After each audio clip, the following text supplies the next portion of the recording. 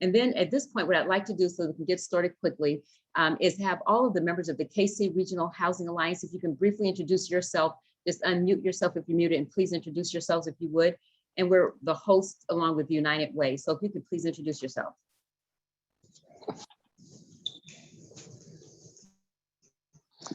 Somebody, Diego, will you start? Yes, sorry, I was on mute.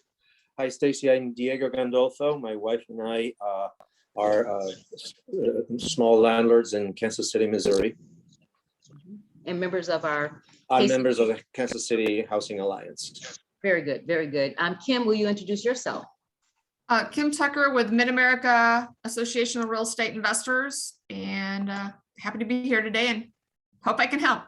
Right, and one of our founding members, of course. Who else is here? Bethany, if you would, one of our newest members.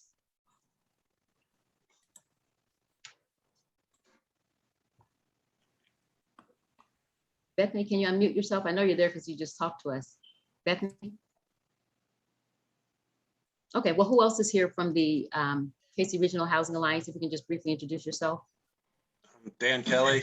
I'm a landlord tenant attorney for the past 22 years and a founding member. Very good. Thank you and good morning, Dan. Anyone else before we go? Vanita? Good morning, Vanita Fain Sifri, housing provider. Okay, and a member of our KC Regional Housing Alliance.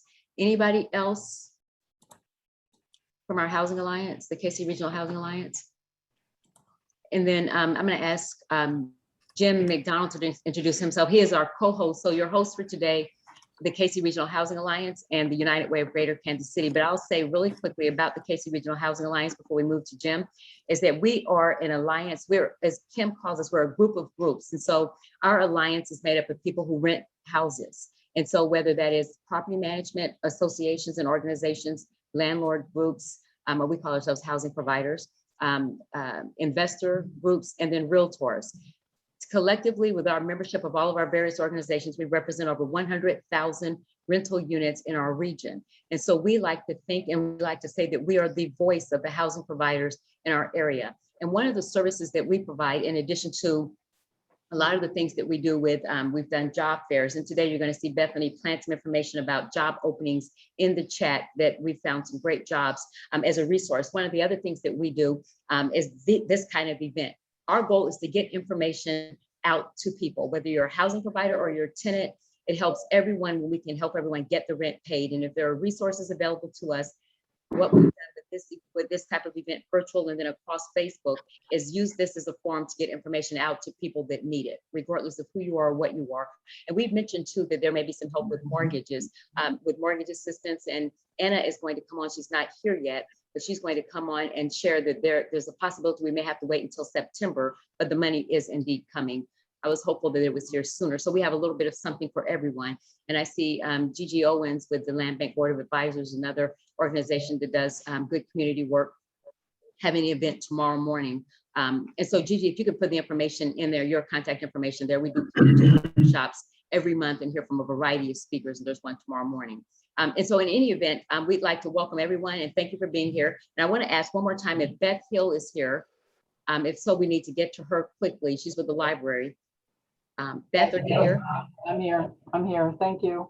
Okay, very good. Beth, if you can say what you have to say, and we appreciate you being able to jump on today because your service is very, very important to us. So if you can please share what you do at the library, and then we're going to let you go about your other business. Thank you for joining us. Great. Thank you so much. Yes, my name is Beth Hill. I'm a community resource senior specialist at the Kansas City Public Library.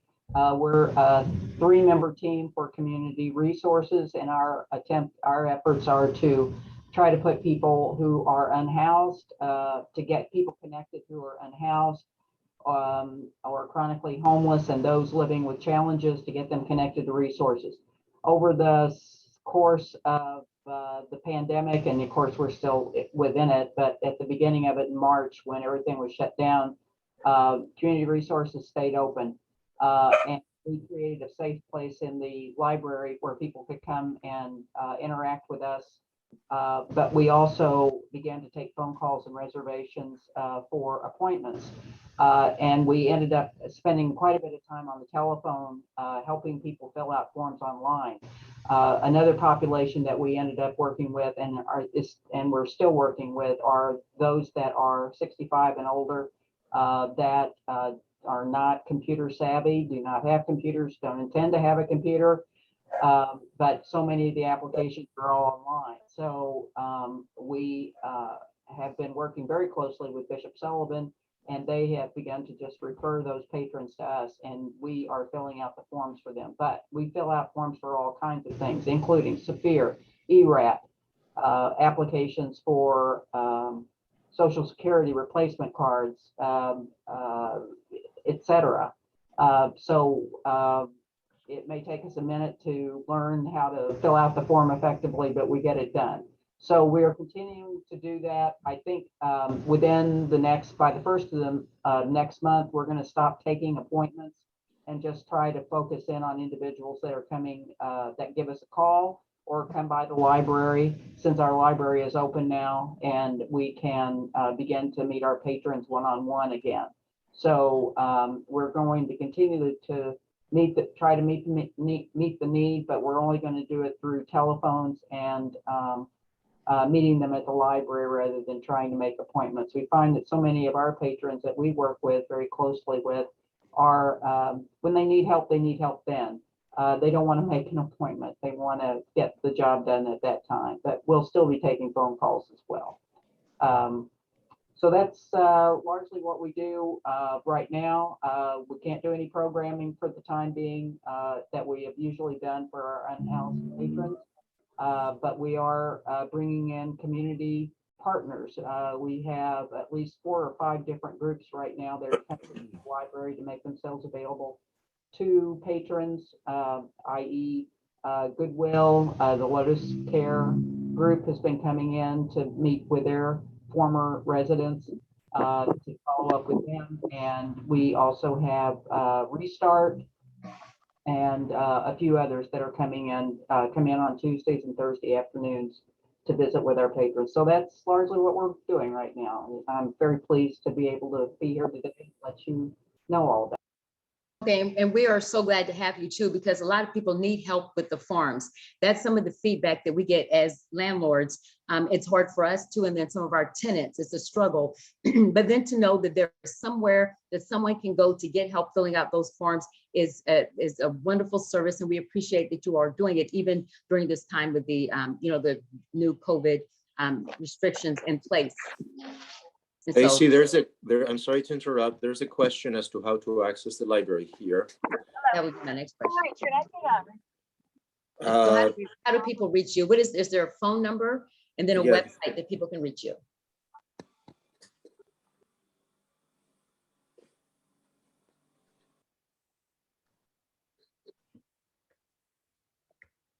Are you going to put it in chat for us? And I think I do have a slide. It's asking whether they have to access to the main library or they have to go through an agency. I'm going to see if I had a slide for the library. Beth, are you able to take a question? You're on mute, Beth. Beth, can you unmute yourself because we can't hear you? Yep. Okay, sorry. Yeah, I lost the chat. Where'd it go? Yeah. There it is. Okay. No, we'll help anybody. They can call and we can work with them over the telephone. And there's the phone number on the screen, 816-701-3767. And I'm saying that out loud because we may have some people joining us by phone that may not be able to see this. So the phone number to call the library, 816-701-3767. Yes. Is that right? Okay. Could you zoom out so I could take a screenshot? I will. And thank you for saying that. We'll encourage people throughout the day to feel free to do that. So. Darn it, just lost it. Let me try that again. Let me get this up because I know you have to get out of here, Beth, but Okay, that's fine. Actually, I can stick around for a while. I think I'll just go mute and listen to you for a while. okay. For some reason, I'm not able to get any bigger. I hope that is helpful. I'm not able to get it any larger than that. But you see the number at the bottom of the screen, 816-701-3767. You can see some of the other services that you provide as well. So again, we say thank you for being with us this morning. Kim has put the number in chat. Beth, thank you, and thank you for the services of the library. We Thank you appreciate very it. much. All right, well, very good, very good. All right, and so we wanted to make sure to get her in because that is, again, important that people are always looking for assistance in person with the application. And so this time I'd like to turn it over to our co-host, Jim McDonald with the United Way. He'll introduce himself and then he'll talk about the services that the United Way is offering. Good morning, Jim. Thanks, Stacy. Appreciate your help organizing today's event. Beth, really appreciate all the incredible work the library does serving unhoused residents and in particular helping people get connected to emergency rental assistance during this time. I know your colleagues over in Johnson County are providing a similar service to residents there through the library system. And it's a vital piece given that you have to be able to access technology in order to submit a request for assistance in virtually all of the programs. So I'm going to do a quick screen share, and I'm just going to share a few reflections and then just say a few words about United Way's role in all of this. So just give me a moment while I share my screen. Here, if I can get this up to my Gmail then.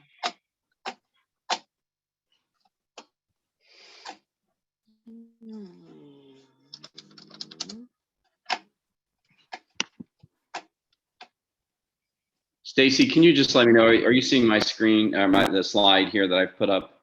Yes, we can. Okay, great, good. So I thought I would just start with a reminder for all of us about the tremendous amount of resources that, that the Congress through the Treasury Department has made available. There's $47 billion through 2 rounds of funding in the Emergency Rental Assistance Program.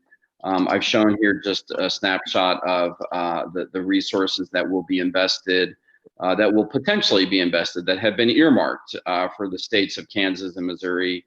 Over $1 billion potentially will come to households and to housing providers within the 2-state region through this program. I will say there's not necessarily a guarantee that all these dollars will make their way because it is somewhat dependent on those of us either running the programs or assisting in the running of the programs, getting the dollars out, in the timeline that has been put forth by Congress. I think this is just helpful to see in, one screen where you can see like, wow, we're talking hundreds of millions of dollars available to help families that are in need, to help housing providers who in many cases, I'm sure, are behind in their own financial obligations as a result of tenants who are not able to pay their rent and who are covered by the moratorium. So I just kind of wanted to remind everyone, and I guess the other message that I would love to send to housing providers, property owners, landlords, property managers, is to please be patient as your tenants are accessing this resource. It is an administratively burdensome program, which is, I think, understandable given the amount of federal resources that are at stake and the need to make sure the dollars are spent in an accountable way. But what that means as a practical matter for a household seeking assistance is that it takes time for their application to get processed. I was looking at eviction court filing data in housing court filing data in Jackson County from July. And in July, there were 420 eviction cases filed with the court, 275 of them that were just specifically about non-payment of rent that was owed by those tenants, totaling somewhere a little over $2 million. My message to the housing providers who filed those eviction lawsuits is that the $2 million that is owed to them is there and available to assist their tenants, to help their tenants remain housed, and to make them whole financially as housing providers. And so whenever possible, if housing providers can refrain from filing a lawsuit against their tenants to collect unpaid rent, but instead make sure that their tenant is connected to this resource, that they've submitted an application, because help really is on the way. Now, I understand that in some cases it's, time has run out and a housing provider simply can't wait any longer before taking legal action. But whatever possible, that is my call to them, is to please, do your best to be patient because help is on the way. Now I'll So say, how do you go about that?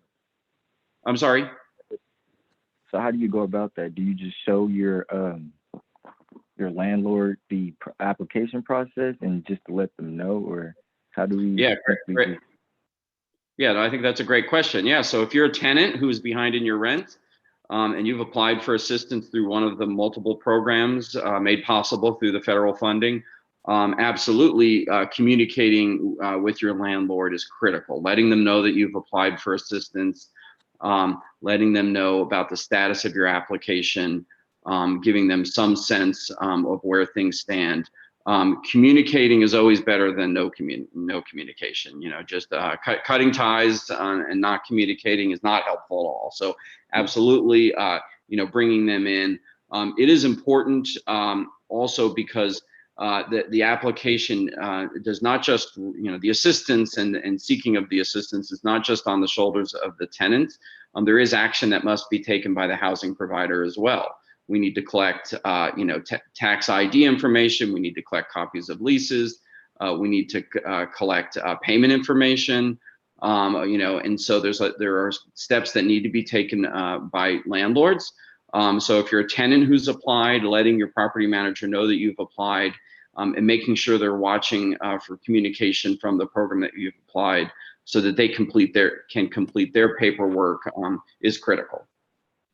In terms of United Way's role, United Way is assisting both the city of Kansas City, Missouri, and Jackson County, Missouri, in serving as one of their application processor partner agencies. And in particular, one that I wanted to make sure folks are aware about is a role that we're playing on behalf of Kansas City, Missouri. And so this is a resource available specifically to property to tenants and property owners within the city limits of Kansas City, Missouri.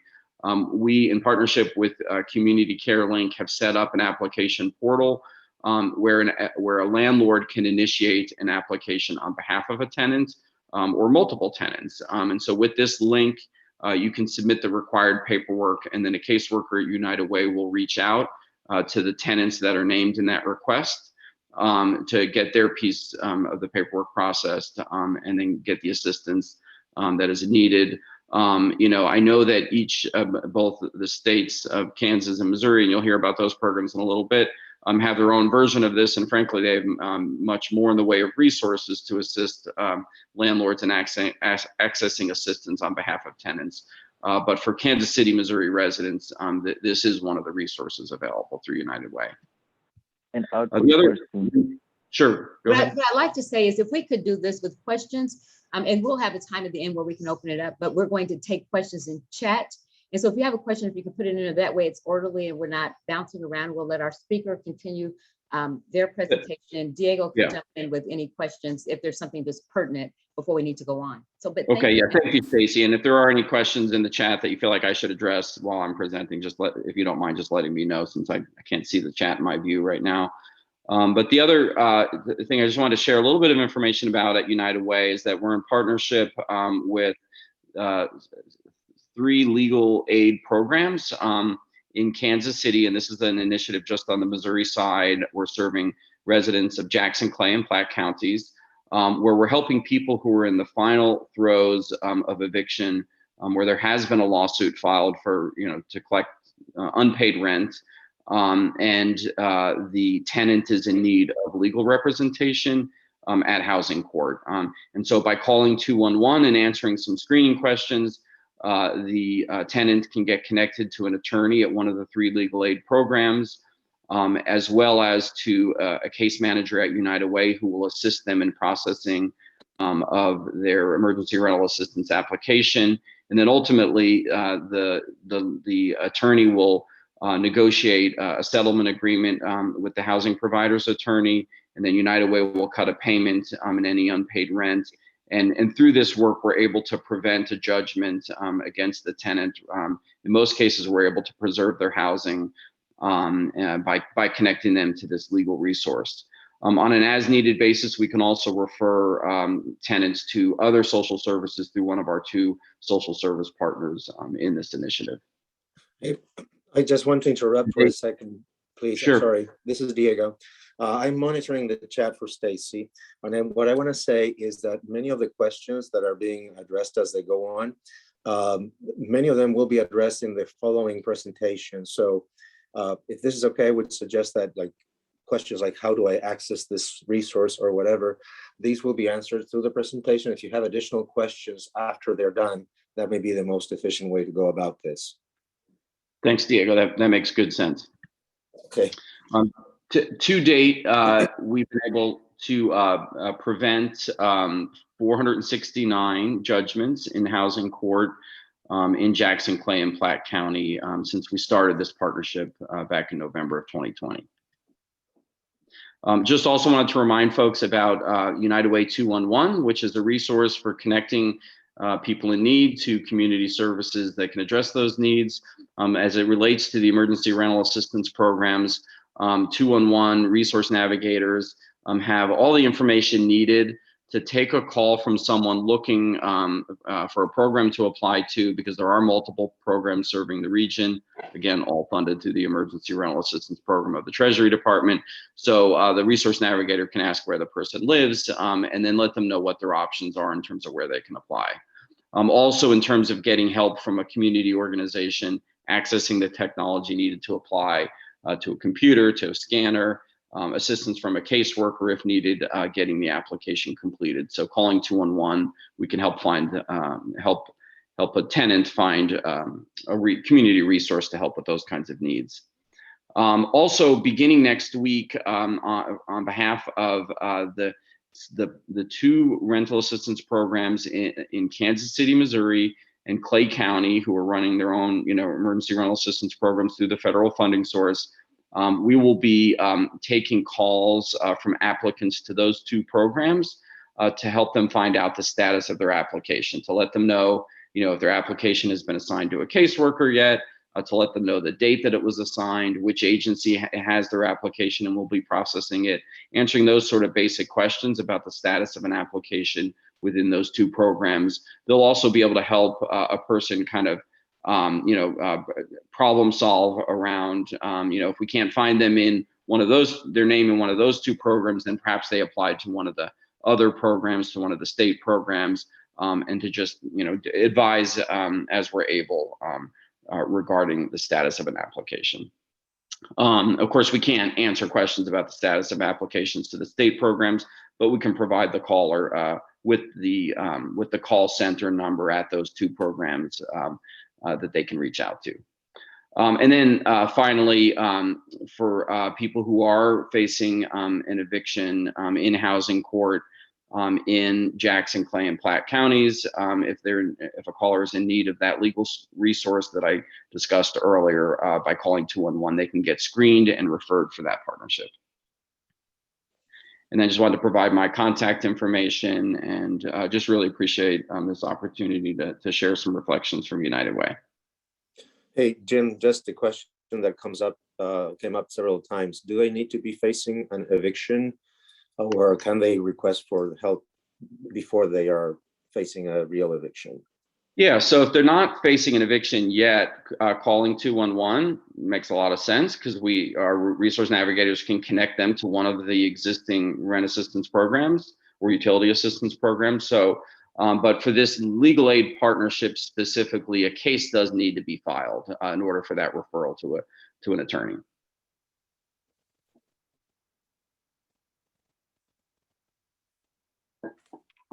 Okay, and if you're finished, Jim, and know that Jim will still be on. So any questions you have for Jim, please get them in the chat. And we're going to, after we hear from all of our speakers, Diego will come back and he will answer, he'll ask those questions. So we'll still have an opportunity to hear from Jim again, if you have questions for him. At this time, we're going to hear from our speaker from Kansas, Ryan Vincent. But I wanted everyone to see the lineup of speakers really quickly here. If you wanted to take a screenshot and know what the order of the speakers will be, it's on your screen right now.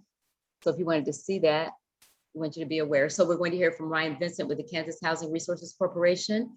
We'll cover the state of Kansas, and then Celeste Tucker with our own water departments next. Good morning, Ryan. Good morning, Stacy.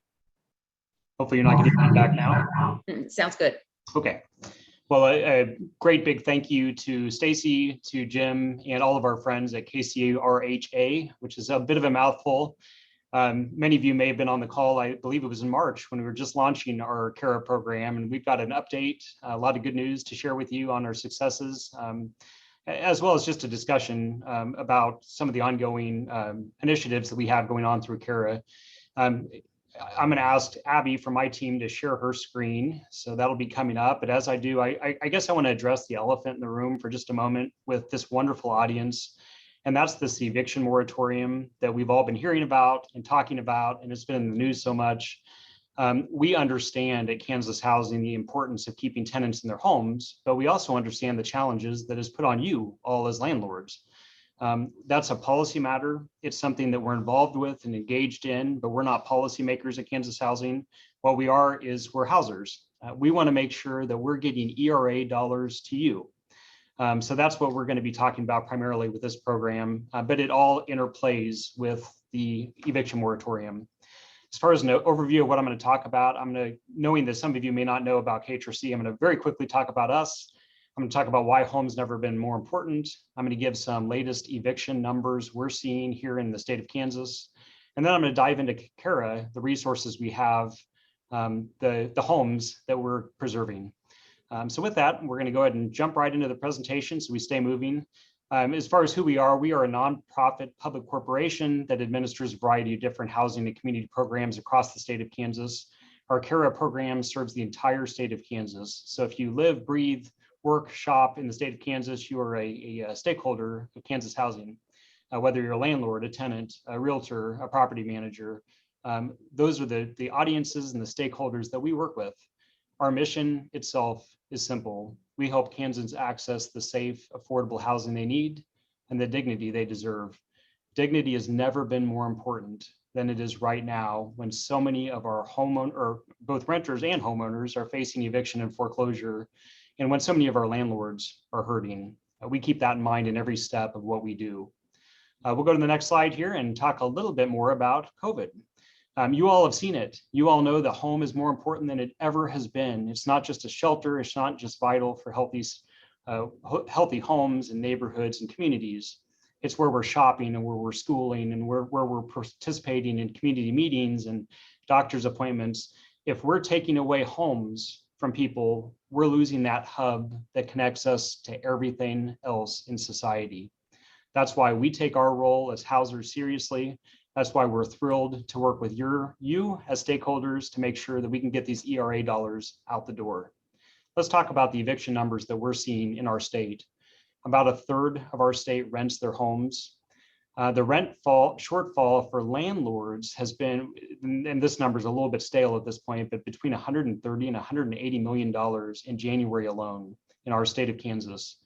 From July, though, we've seen that there's an estimated 27,000 renter households that were behind on their rent. Of those households, approximately 14,600 are currently at risk of eviction. Those numbers are staggering when you think about how many Kansans are at risk of losing their home this very month. And yet we know for landlords that there's been a struggle with this eviction moratorium. You've seen costs go up. We're seeing everywhere from 15% to a decline in revenues of 12%. This is a collision course that we are thrilled to have a resource to provide you through our ERA program. Let's go to the next slide and we'll talk a little bit more about CARA. This is a program that when I met with you in March, I talked about. We've got a large amount of money, and I stress that it's through 2025. So even though you may be hearing that this eviction moratorium may be ending in the near future or may be on uncertain legal footing, we've got dollars available to make you whole as a landlord and to keep your tenants in their homes through 2025. We're not going to run out of this resource. You just have to apply for it. Let's talk about how you apply. As far as the way that the program itself works, if you don't mind going to the next slide here, Abby, we're going to just kind of talk about it's a joint online application process. And due to time, I'm not going to pull it actually up, but it's accessible on our website at kshousingcorp.org. I repeat, it's kshousingcorp.org. We're going to be following up after this presentation to make sure that we get it in the chat and in an email to Stacy so that she can distribute this whole PowerPoint to you all. We're able to provide up to 12 months of assistance plus an additional 3 months if necessary to ensure that people are stably housed. We're already doing those recertifications. I saw that come up in the chat earlier. We're already recertifying people, getting those additional months of assistance. It's a wonderful program, and it's something that you want to make sure that you're aware of the eligibility requirements, which are on our website. I believe my next slide actually goes into those with a little bit more detail. But as far as what we're able to cover, we're able to provide past due rental assistance. We're able to provide not only rental assistance, but utility, home energy, electric, gas, water, sewer, trash. One update we've made since I talked to you in March is now we're able to provide a lump sum amount of money for internet costs, recognizing that if you don't have internet, then you're not able to connect to all those things that I talked about earlier. We also have now started allowing for reasonable late fees, rental security deposits, utility fees, pet fees, parking fees, legal fees. All of these things are things that we realize as landlords you've incurred this last year and a half. We want to make you whole. Apply for CARA. Let's go to the next slide. As far as eligibility, we require, and these are under the federal rules, that tenants are below 80% of area median income, that at least one member of the tenant household is experiencing some kind of financial hardship, and that is defined as broadly as possible: loss of work, loss of hours, medical hardship, schooling, anything that could be reasonably assessed to COVID is a financial hardship. At least one member of the tenant household has to be facing some kind of homelessness as evidenced by eviction notice or utility notice. That's eligibility. We're going to go ahead and go to the next slide so I can at least show you our website. It's a wonderful user-friendly website. There's community partners that you can access on the website in your neck of the woods that can assist, including our friends at United Way 211, Jim McDonald's group. We'll go to the next slide here, just recognizing time, because I want to talk about benchmarks. To date, we've received over 11,000 applications for, which shows the need. We've been able to already fund 5,600 households. Those are 5,600 households around our state that are remaining stably housed. We've gotten over $30 million out the door. And I think it's important to stress that sometimes you're seeing in the media that, oh, you've only spent 30 million out of 400 million. And we know that this is a new program that's going to take some time to get the dollars out the door. But what we need to focus on and where we need your help is that we can only fund applications that we receive. So it's on all of us, landlords, tenants, community partners, to get the word out there that we've got this resource. Apply to CARA, apply to your local Missouri program, wherever you live. We have already funded approximately half of the applications that we've received. We've got 2,800 that are in some stage of process right now, but we also have about 2,500 that are waiting for some kind of required documentation under the federal rules. And that's been a challenge, and it's something that we're working with our community partners, with our tenants, with our landlords. So we encourage people to watch their email, to make sure that they're staying engaged, that they're talking to each other, as Jim mentioned, the landlord and the tenant, so that we can get those dollars to you as soon as you're eligible and we have a complete application. It's a matter of weeks when we receive a complete application to the time that those dollars are out the door. But a reminder, the dollars are available through 2025. I close with a reminder. It's a reminder for tenants to apply for the CARA. It's a reminder for landlords to make sure that they don't evict, that they apply for CARA, and that they make themselves whole.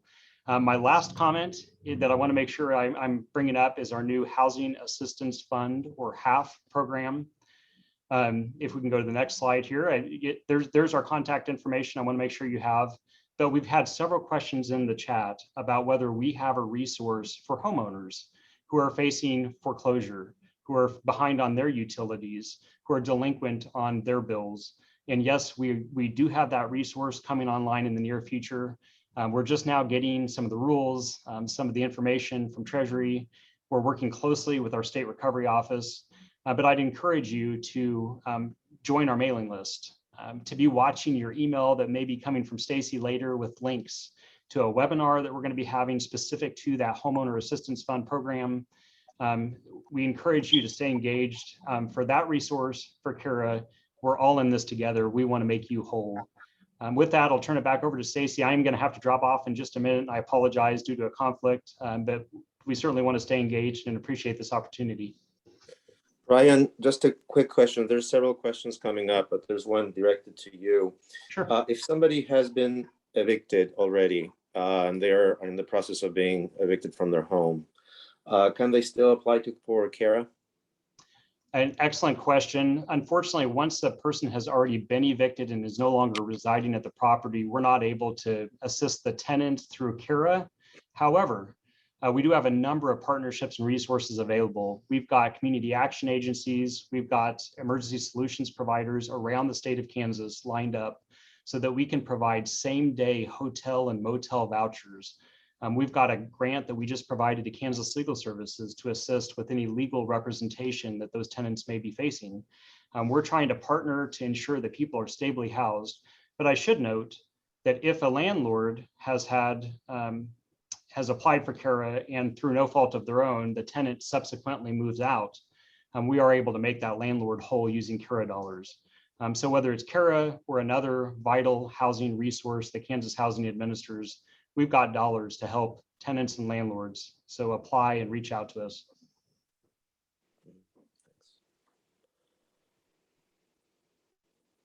Anything else urgent there, Diego, before Ryan? Well, there's one thing that Ryan answered as to Kansas, and this way may be for Jim. What if somebody owns the home and is in risk of being foreclosed, or if owners of the homes have access to assistance with utilities or with mortgage? Well, I'd be happy to just take that on. For Kansas, we will be launching this HALF program, which should be coming online in the fall. I know Missouri has an equivalent program that will be administered at the state level by MHDC. So that resource is coming, and I'd encourage anyone on the Missouri side to make sure they're watching for information from MHDC. Right. And I'm not saying all the questions because some of them are being answered within the chat.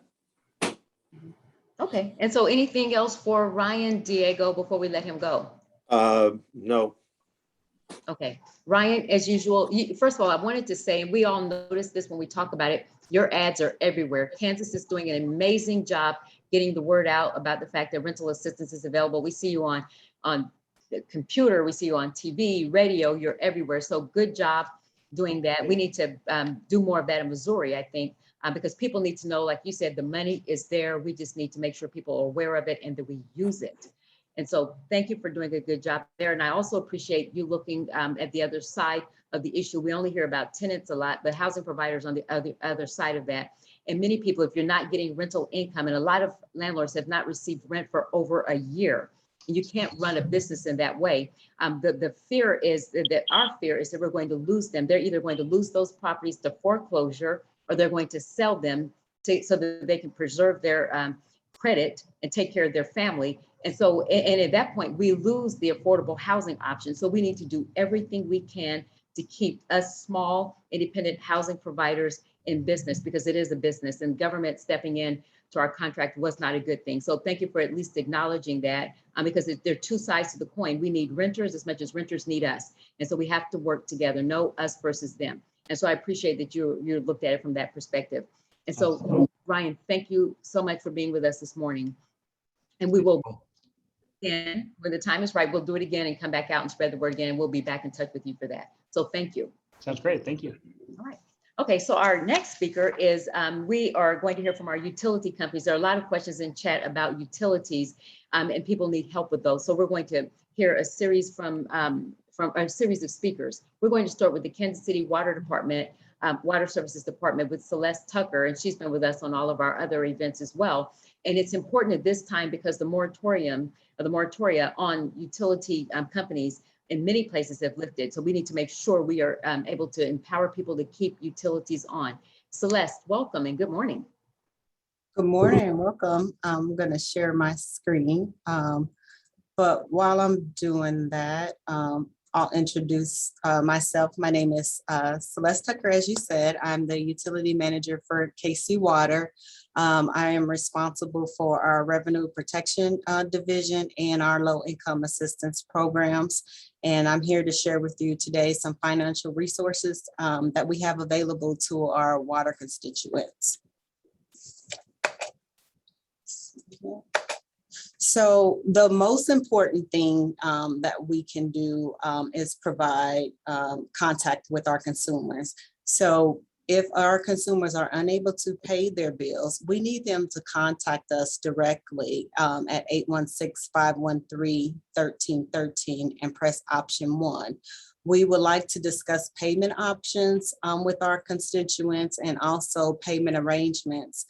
We also offer a low income assistance program, and we've also been promoting the emergency rent and utility assistance program. There's another program that's going to be coming out probably later this month or the following month, which is the low income household water assistance program. And that's going to be administered by the Missouri Department of Social Services. And they're going to work with various community agencies. And I'll dive into more of that like at the end, because that program, it helps with past due utilities, as just water and sewer, and then also help you get back in service. So even if you have an owed debt, so they're helping with a lot on that, and that's pretty lenient. But again, I can't stress enough for our consumers to contact us so we can work out a solution. I think a lot of times our consumers, because the bills are so large, I would tell you that the average past due water bill is about $1,400 for a residential customer. And so that's kind of sticker shock. So what we're seeing happening is that people shut down and they don't want to reach out for assistance, but we want to encourage them to do that. We even have went as far as putting a notice on our residential customers that if you are past due and you're even making an effort to make your payment, we will delay your shut off. So you need to at least pay your current charges, pay something on your account. Our moratorium ended on July 6th is when we resumed disconnects. And we have prioritized those accounts. And what we do is we look at those consumers who were delinquent prior to COVID, the moratorium, and had not made any payments. So we start prioritizing those delinquencies. So as long as we seeing that you're paying, you're in contact with us, we're working on an arrangement, and you're applying for those utility assistance applications and offers available to you, we will delay your shut off. But again, we need you to stay in contact with us so that we can work with you. This is our, we have our water low income assistance program. And basically we have partnered with Mid-America Assistance Coalition, who funds that water program for us. Like well, I would say administer, because we contribute $800,000 a year to that program, and consumers are eligible for $500 per year in that program, but they do have to meet income guidelines on that program. And so if they want to learn more about that program, this is where United Way comes in as well, because they help answer those calls and facilitate customers to those agencies. They can contact 211, or they can also call 816-474-5112. And I will tell you from the low income assistance program, we just finished our funds for fiscal year 21, and that was $800,000. We still have $800,000 to administer for fiscal year 22. So we still have that $800,000 available for those consumers. The stats that I have on the screen are what happened at the end of July. And so we're almost at the end of August. And so I can tell you that we've already reached that 800,000. So we still have $800,000 remaining. And with that fund, we were able to assist over 2,000 households and over 5,000 individuals. We also have our Leak Stoppers program where we partnership with Bridging the Gap. And for those, we help our consumers identify where their water usage is coming from, how to lower that water usage. And we also supply free water saving kits. You can get kitchen and bathroom faucet aerators, high efficiency shower heads, toilet flappers. And in some cases, you can have major repairs completed that are contributing to your high usage. You can also receive a toilet replacement. If you want to learn more about that program, you can visit leakstopperskc.com, or you can call 816-890-9600. The next is the Emergency Rent and Utility Assistance Program. We are providing in-person utility assistance events. I would tell you that the next one will probably not be scheduled until sometime in September, which will be after the holiday. At these events, we take appointments and we also assist walk-ins, and we sit down with the customer and we provide them with the documentation that's needed, make sure they have that documentation, go over the application with them and enter those applications. So it's pretty much a step-by-step process, and you have someone there to assist you with the application and also with any questions you may have. And as stated previously, the Emergency Rent and Utility Assistance Program, you have to be at or below 80% of median income. So for example, if you're a one-person household, you cannot make more than $48,550. And I'll go to like maybe if you're a four-person household, just know that to qualify for this program, your income cannot be above $69,300. And then I can provide those guidelines in there if needed as well. Here are a list of our, again, emergency assistance programs. I'll give you this slide to Stacy that you can share because I have another meeting after this as well. So again, payment arrangements, we offer pay arrangements to our customers. They can visit our website directly or contact us for a pay arrangement. We also have the assistance programs that they can call 211 and get those programs. And then with the state assistance program, which is the SAFR program, which is for Missouri, which is the same as the Emergency Rent and Utility Assistance Program. And for those customers who meet that income guidelines and have been impacted by COVID-19, they can contact 833-541-1599 or visit the MissouriHousingResources.com/SAFR and help with those. And then I've also provided, again, the Leak Stoppers program, the Emergency Rent and Utility Assistance Program provided by the City of Kansas City, Missouri. And then also, if our consumers are having an issue with paying, because our requirements are 50% for payment arrangement, we have been working significantly to help those. And so we've extended our payment arrangements, and we've also reduced our payment, down payment options for our payment arrangements. So if you meet our payment arrangements where we can provide you with the 10% down, we do that as well. We also negotiate bad debt if you have an old bill, because we require that you pay your bad debt in full before you get service with us again. We have been negotiating that too. So our goal is to keep people in service and to also provide them water services and help them maintain those services. So we always want them to know that this is what we're here for, is to provide you water services. So not only are we responsible for getting water and safe and clean to your home, we're also responsible for transporting that water away from your home and cleaning and treating it before returning it back into the environment. So we have multiple things going on. So we are here to provide a service to you, and we want you to know that we are here to assist you in any way that you can. And then even when you call us for just water services, we have on our website a list of other services that are available to you, and you can ask us those questions and we can provide you with those resources. And then that's all I have. And if you have any questions, I'm here for you. I can stay on for a couple minutes. I do have two of my senior admins on. I have Otisha Thompson and Shonda Kelly. So if something comes up after I get off the call, then they'll be happy to assist you as well. There's a question that, thank you very much. There's a question that came up, and I assume it applies to utilities, but also to the rental assistance. Is Raytown covered by any of these programs? If they go through the state portal, yes, they will be covered. Yeah. Okay.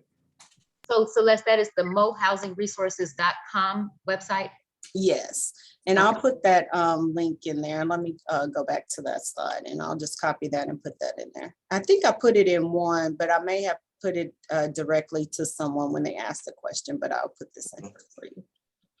The other question that came up quite a bit is which other numbers are available for assistance, not specifically as to the utilities, apart from 211? So 211, so here's the other thing, that if you, we have been working with Mid-America Assistance Coalition, that's who funds our water program, our water fund, administer our water funds. We've also incorporated Local Investment Commission, which is LINC, and they are at Morningstar Community Center. And so because we have been hosting events there, they have received quite a bit of walk-in traffic regarding utility assistance and programs. And so I can give you that phone number and that address, and someone's always on site to assist with those things.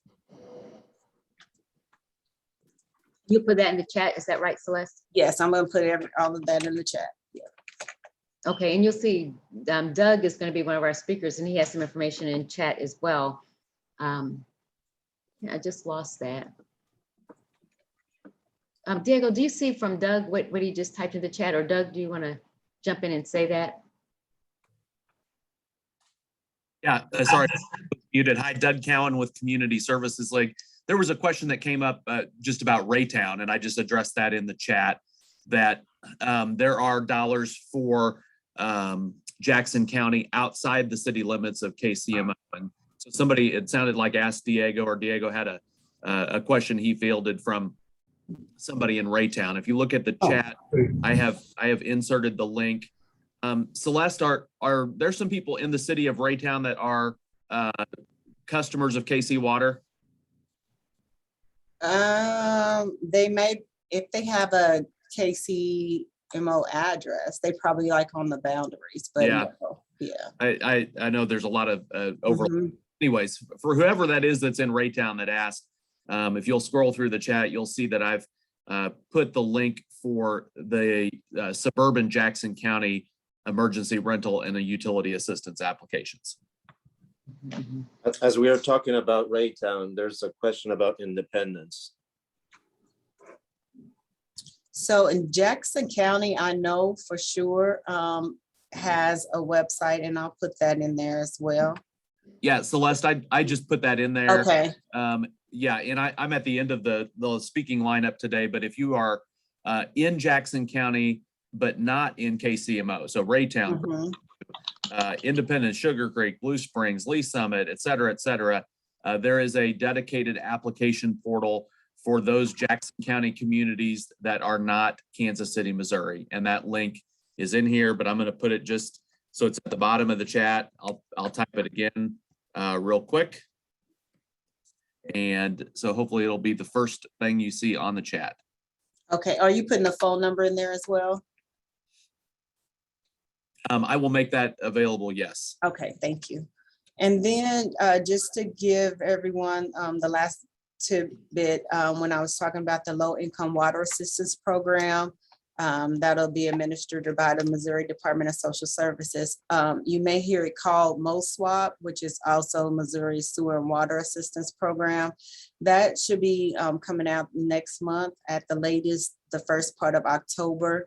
And the priorities of that fund is restoration of household water services and reducing arrearages, and also reducing rates charged to households where applicable. So just know that that is another fund that's coming down, and it looks like Missouri is going to receive about $22 million for that fund.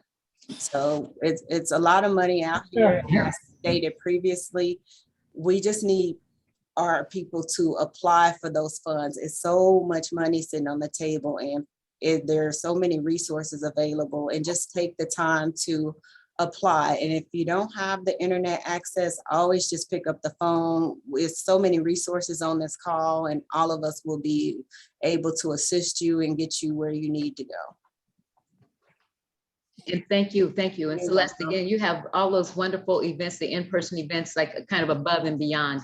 So we appreciate that. And we sponsor that with you as well. And so what we'll do Yes, thank next you. time- For sure. And the next time, and the realtors as well. So the next time you have one, what we'll do is get that information out to the people who are registered for this event so that they know that there's in-person help available to sit down one-on-one. And the library also offered that at the top of the call. Beth Hill did share that, and the library resources. And I'll have that phone number for everybody again. And I think it's in the chat.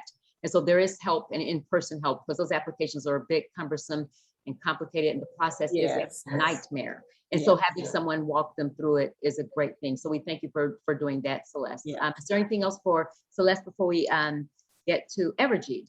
Anything else, Diego? And if we can always catch questions at the end too. Yeah. And you said you have two people you're leaving on with us, Letitia Yes. and Shonda, right? Yes, that is correct. All right. Celeste, thank you for always being Okay. helpful. Thank you so much. Thank you. Have a good day, y'all. Thank you. You too, you too. And so our next speaker, rounding out our, covering our utilities, is Evergy. And so Maria and Alicia, if you could please introduce yourselves, and thank you for being here.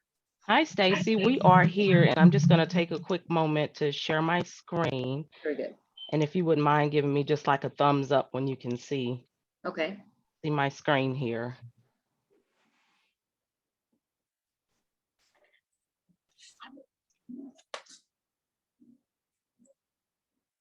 My thumb is up. Thumb is up. All right. And we're going to go ahead and get started here. Well, good morning, everyone, and greetings from Evergy. My name is Alicia Duarte, and I'm a Senior Customer Affairs Advisor. And I handle the customer outreach and education for the Evergy, Missouri Metro, and West Territories. And the manager of customer affairs, Maria Lopez, is also on the call with me today. I'll let her say hi. Hello, everybody. Stacy, thank you for having us. And we're going to just kind of tag team and talk about some information today. And I'm going to share a few slides about some financial assistance programs and other helpful resources available for Evergy customers. So I'm going to jump right in. First, we have our 4-month payment plan option. This plan is designed for customers who are past due on their accounts and to primarily help them avoid a disconnection of service.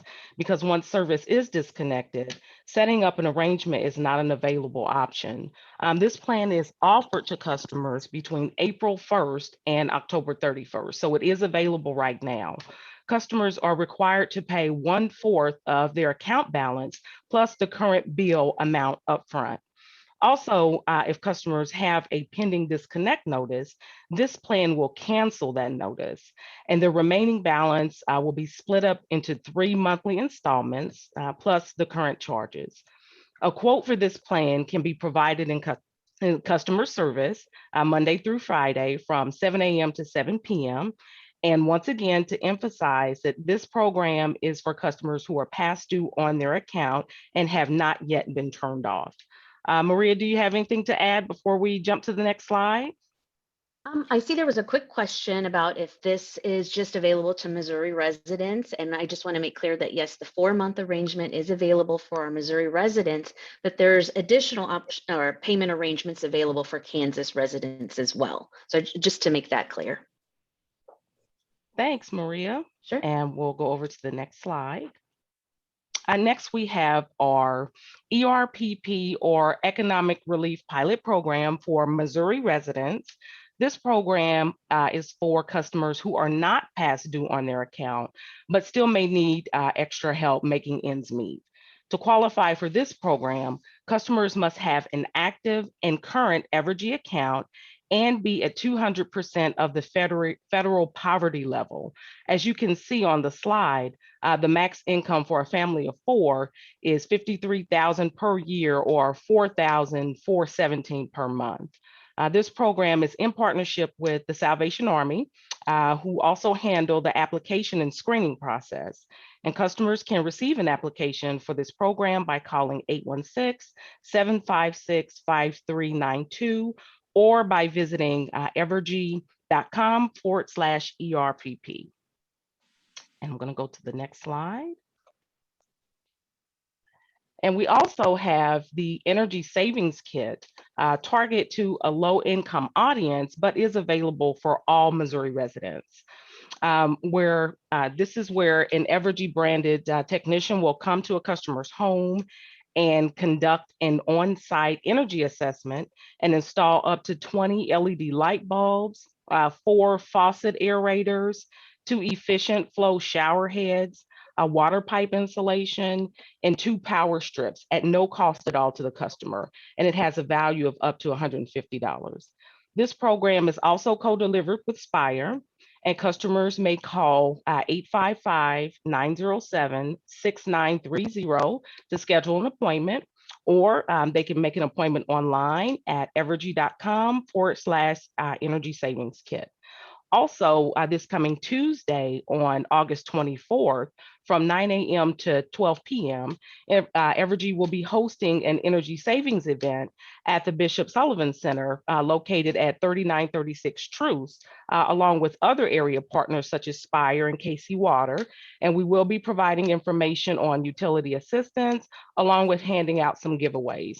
And customers will also be able to schedule an appointment for a walkthrough assessment at this event. What day is that event? Tuesday, August 24th.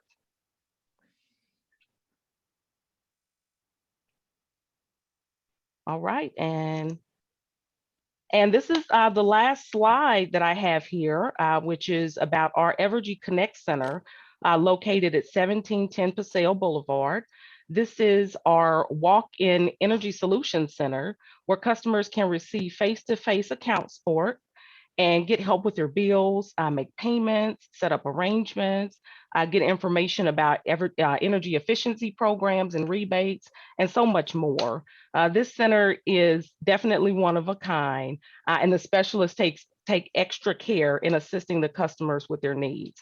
And if a customer can't get to the facility, they can call or email or even set up a Zoom meeting with a specialist for account support.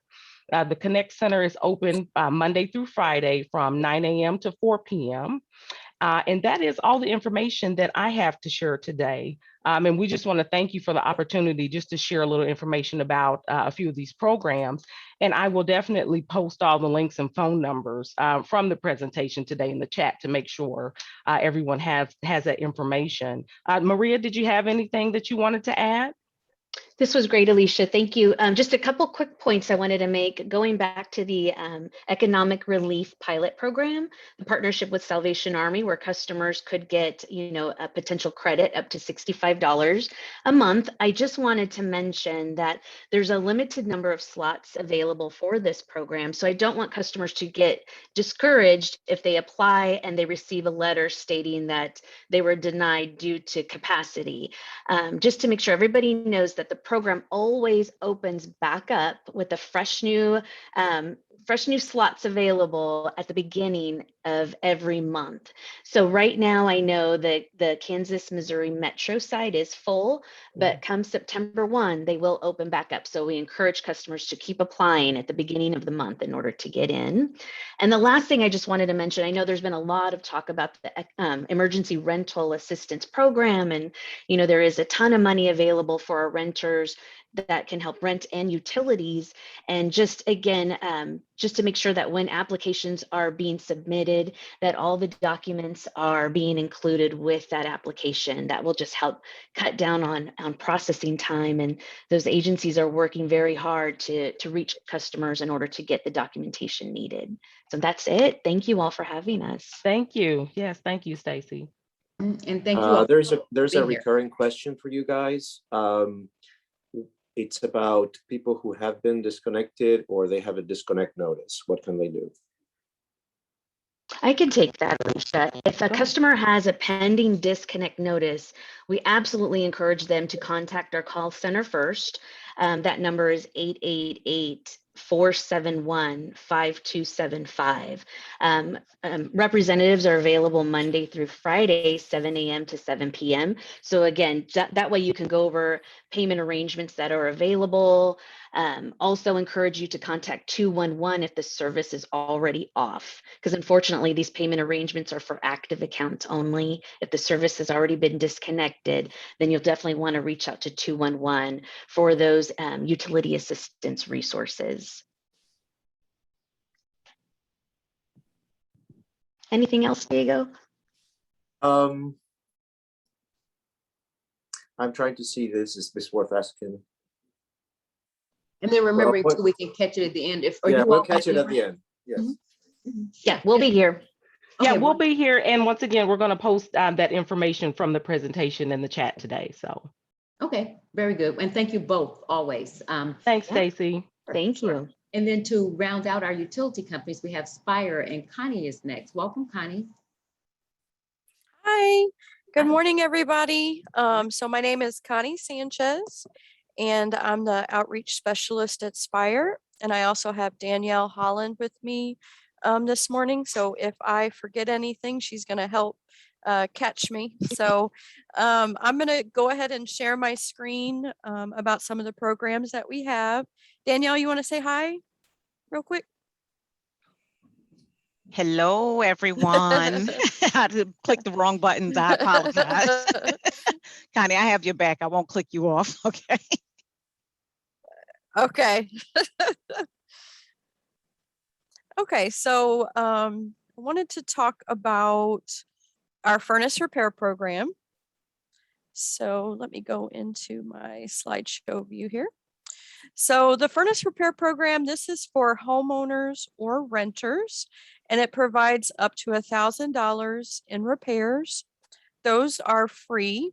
You do have to income qualify for the program. So it's 185% of the federal poverty level. So for a one-person household, that would be $1,967 a month. And to participate, they would just need to contact their local community action agency. Or I will also be providing an email in the chat. So if anyone has any questions about the program, they can feel free to email us. We can follow up with any questions that they might have or guidance. And then once everything is approved, we have a licensed contractor that goes out to complete the work. So we do know, the winter season is just around the corner. So if you do notice anything when you try to fire that furnace up, if it's not working or if it isn't working the way that it should, please email us or reach out to the Community Action Agency so we can get that up and running for you. Next, we have our registered customer program. And this is for households that have a person that is 65 years old or older in the home or disabled. They can fill out this application with us. And I'm going to send this, all of these forms to Stacy if you don't mind sharing. But people can fill this out. It's also available online. And what it does is during the months of November through March, it gives you a little extra protection. So if you do have a medical crisis or a hospitalization that is unexpected and you're unable to pay your bill 1 month, you don't have to worry about being disconnected. We want to make sure that you're staying on when it's cold outside. So you can just fill out this application. We'll get you set up on this registered customer program. And again, you just have to have anyone in the household, does not have to be the Spire account holder. That is 65 years old or older or has a disability. Next, we also have our extended payment date program. This is if anyone in the home is on a fixed income. So if you're getting Social Security or SSI, you can fill out this application. And what it does, it gives you a longer amount of time to get your payment in before late fees are assessed. The reason for the program is, again, if your Social Security or SSI is coming at a different time of month than your bill, you don't have to worry about having to pay late fees. So you'll have up to 14 days from your due date to get that payment in before any late fees are assessed. This does stay on your account as long as you're a Spire customer, and it keeps renewing automatically each time that your bill is up to date. We also have our medical emergency certification. So this is if anyone in the home is in threat of disconnection and you're also experiencing a medical crisis, you can have your doctor fill out this form, fax it to our office, and we will review the account and cancel the disconnection. You'll have an extra 21 days before a payment is required. And then we also review to see if you've gotten LIHEAP. So I know someone is going to talk a little bit later about that program specifically.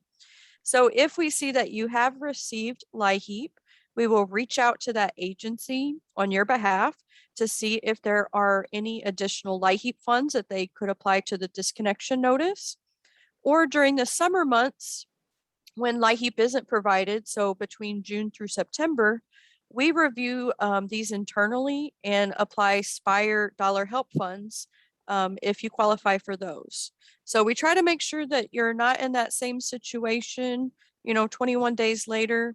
So that's why we do review the account for possible assistance either through LIHEAP or Spire's Dollar Help. The one thing to know about this application is if you're disconnected, it's not going to reconnect you. It will only stop a disconnection. And then also some of the payment arrangements that we're offering.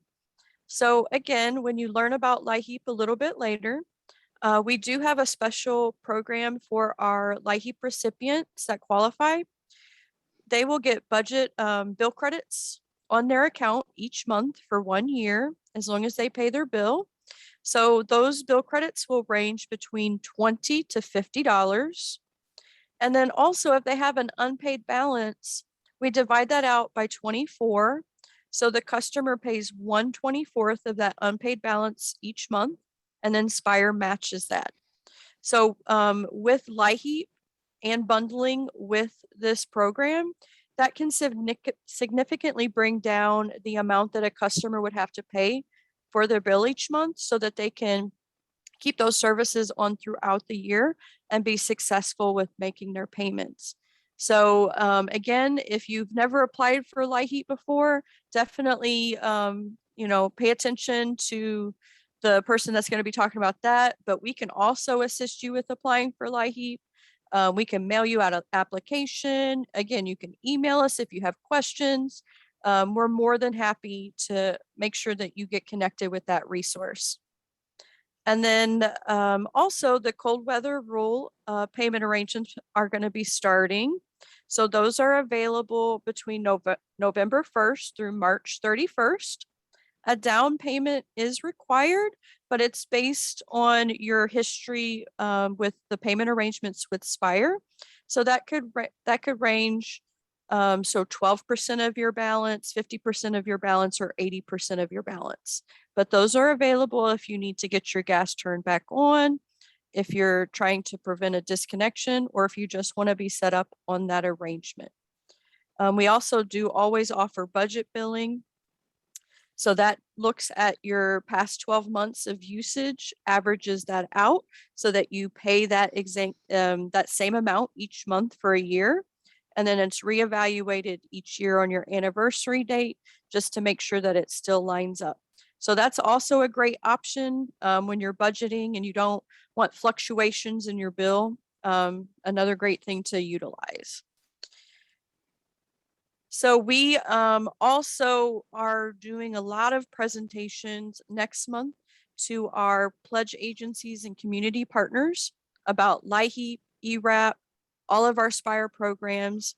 And then we're going to open those up to customers in late October, early November.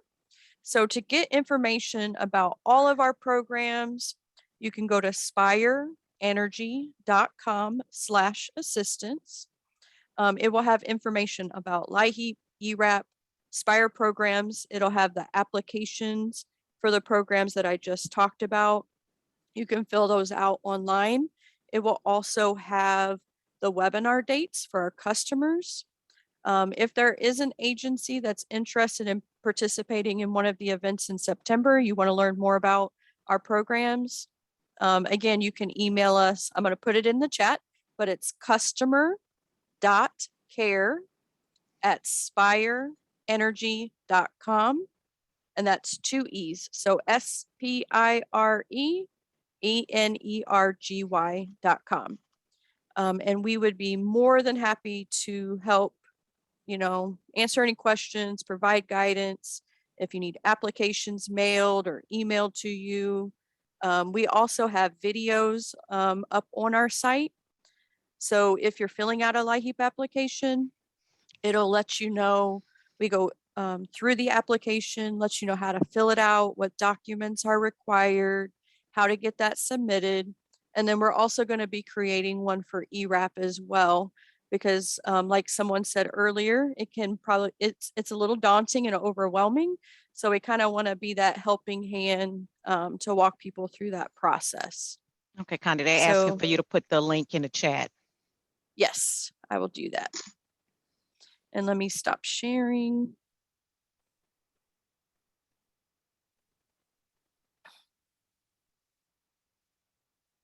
Danielle, do you think I left anything out?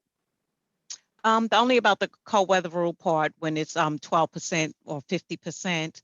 With the 50%, it's either half the balance or $500, whichever is less. So if you have a $2,000 balance, instead of having to pay $1,000, which would be half the balance, you would just have to pay $500. So with the cold weather rule, that is just one good thing about the 50% portion. Thank you, Danielle. And also for the furnace repair, that process is really quick. Once we get the information, a lot of times if they've already received energy assistance, we already know that they income qualify. So once we know that they're income qualified, we can usually have a contractor out within a day or two. So it's not a long waiting process at all. And I think that's all, Connie. Thank you. And I know Danielle and I also have another meeting, so I do apologize that we're going to have to hop off, but I did just put our email and also the link to the assistance page. And then Stacy, I will email you the form. So if anybody would want one of the forms through email, otherwise they can email us, we can mail it, email it. And I also want to say too, that this recording is going to be available. We're going live on Facebook right now across several pages. And so we are out there live. And I wanted to take a moment really quickly to thank Kim Tucker with Mari, or Mary, the investor who she introduced herself, for making all of this happen. It's just another way that we can reach more people. And so we thank her for that. And we thank you all for being here today. So before you leave, let's see if Diego found any questions in chat that you might be able to respond to. I think there's one here that I haven't heard of this before and what has not been answered within the chat. And it asks if people that have been homeless before COVID and have outstanding bills, if they have any access to any assistance. Yes, so I'm gonna speak to this, but also I'm sure the person that's talking about LIHEAP. Can you hear me? Yes, so LIHEAP is available.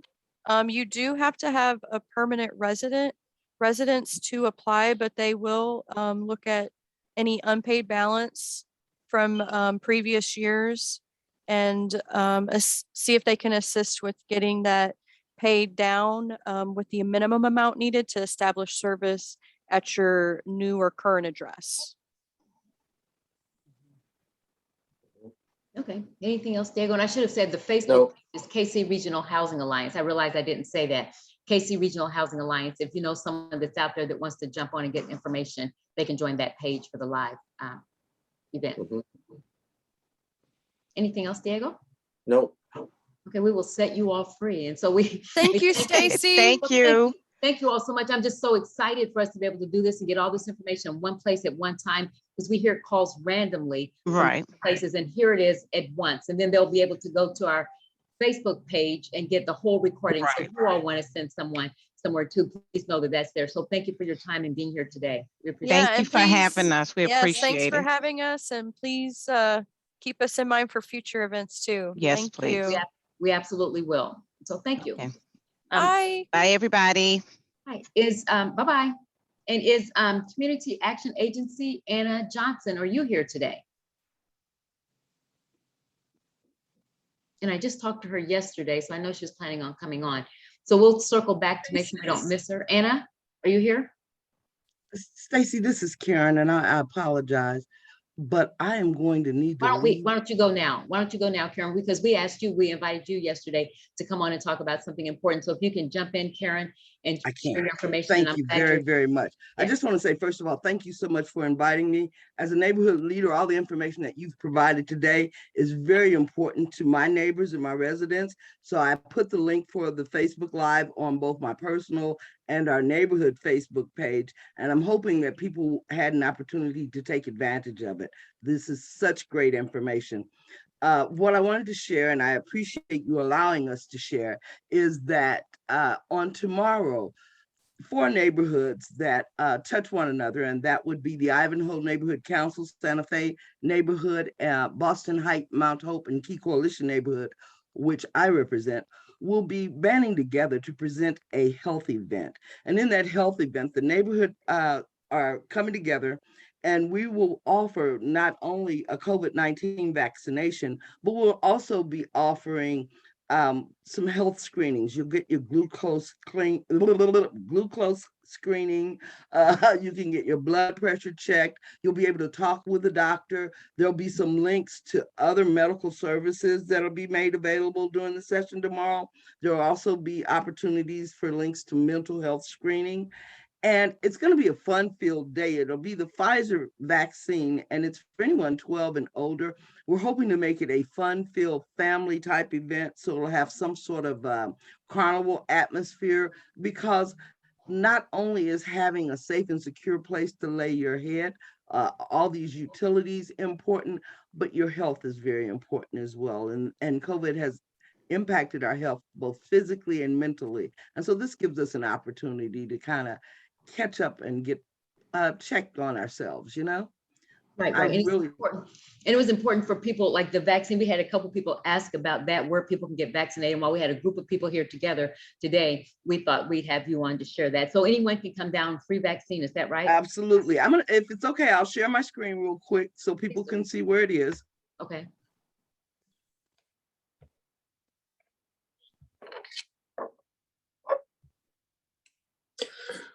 Is that event only for Missouri residents?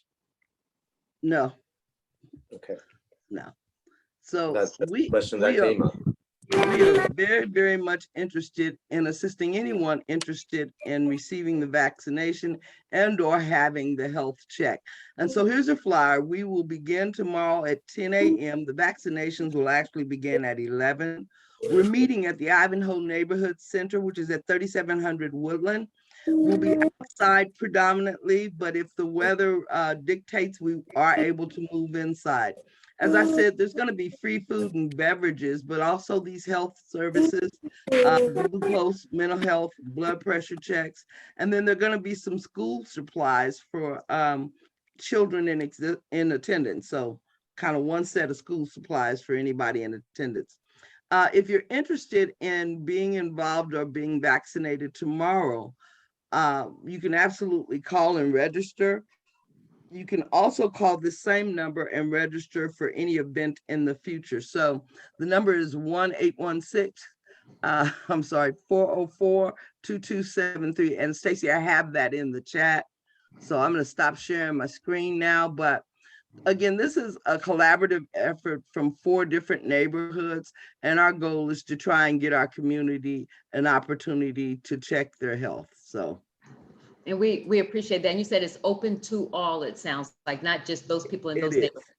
We thank you so much. Karen, thank you for being willing to jump on today to share the information and sharing it across your Facebook pages so that we get more people informed about the resources out there available to us. Absolutely. This is excellent. Thank you so much for hosting and inviting. Well, thank you. And thank you for All being right. here. All All right. righty. Bye. Have a good day. You too. Right, so our next speaker is Tiffany Drummer, our partner at the City of Kansas City and the Housing Department. Tiffany Drummer, if you could please introduce yourself.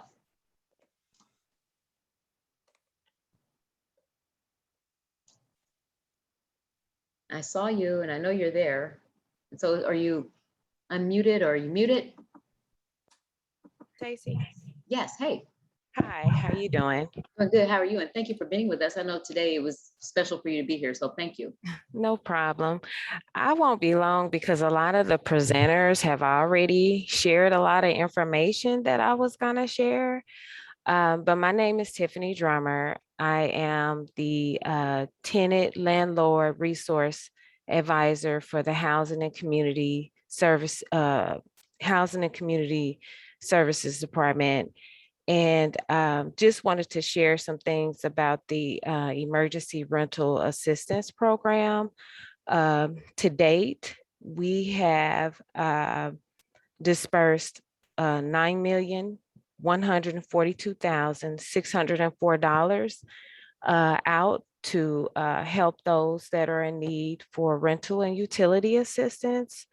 Originally, we had closed the portal so that those agencies that are providing help with those services could have more time to process those applications that they received.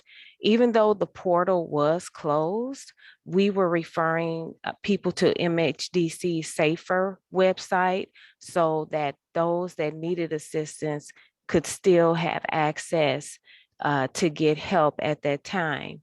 However, the portal is back open, and those Kansas City, Missouri residents that need help with rental and utility assistance can apply at the website. I will put it in the chat that leads directly to the application to apply for assistance. There is eligibility requirements. You will have had to have suffered a financial hardship due to the pandemic. And also there is income guidelines. When you click on the link for assistance, it does tell you all the documentation that is needed to apply for assistance. And it also has the eligibility information on there as well.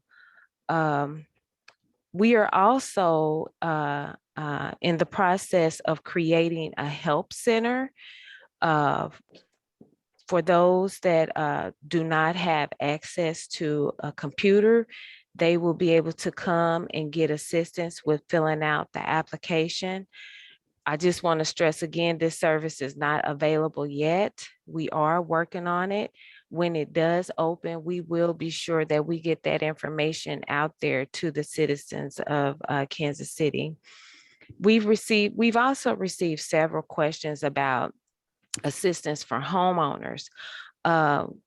With the ERAP 2 program, there will be assistance for homeowners. However, it will only be through MHDC. Kansas City will not have assistance program for homeowners. It would only be through MHDC. And the information is out there on their website as well at MissouriHousingResources.com/homeowners. They just have information out there about the program. They're not accepting applications right now, but for those that are homeowners that may need assistance, it may be good to go out there and look at the information and see what's out there, or if they have what the requirements will be and things like that. Also, we are providing legal assistance for those that are evicted during the pandemic. Anybody that has any questions, any concerns, you're not sure about your tenant rights, you can give me a call, and I can lead you to the correct resources or help you out in every way that we can. Also, we will make available hard copy applications for people to fill out. If anybody needs a hard copy application, they can come to our location at 4400 Dr. Martin Luther King Jr. Boulevard, which was formerly Blue Parkway. We are located in the H&R Block building behind the post office. We do have an area, and it's a foyer area, very small, where we do have applications down there for those that need assistance to apply. And then I'm going to say to the applicants to help us help you with this process.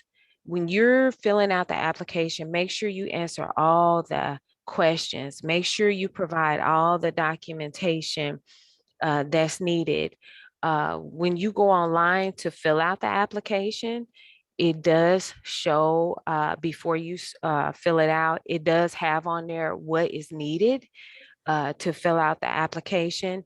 When those documents are provided, it really helps a lot to streamline the process and get those applications processed quickly. So I did want to share that with the applicant, share that with the applicants.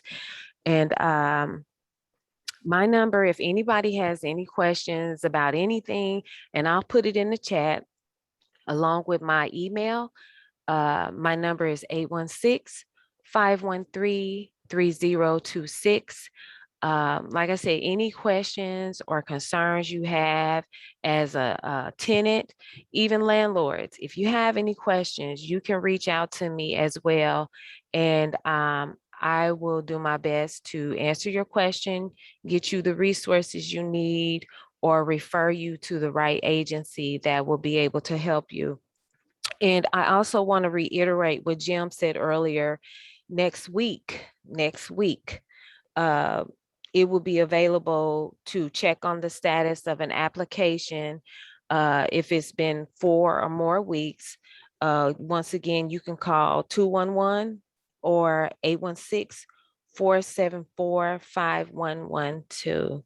But before I go as well, I want to say thank you to all the agencies that are working diligently to process these applications and get payments out to those that are in need.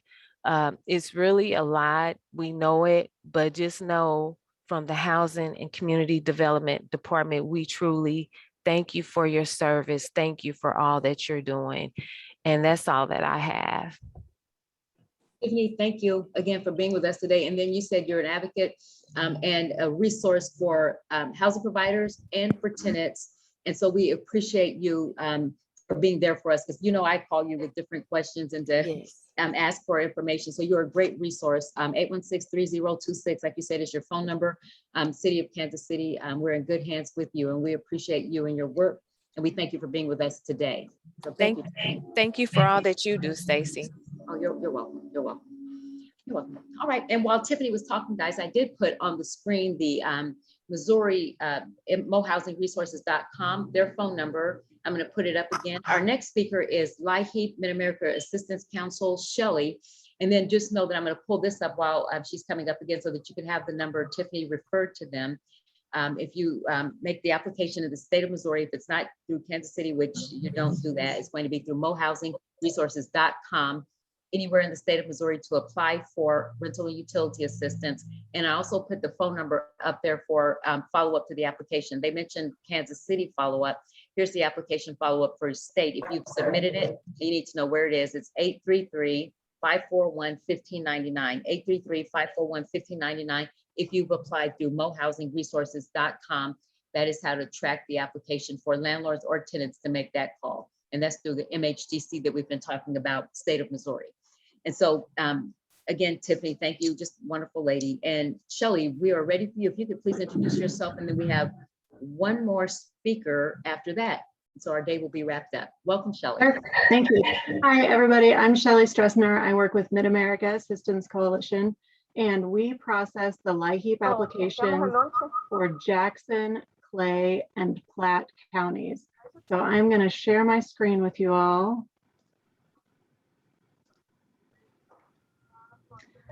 This is the state website. So this is where you can get all of the information that you need about LIHEAP.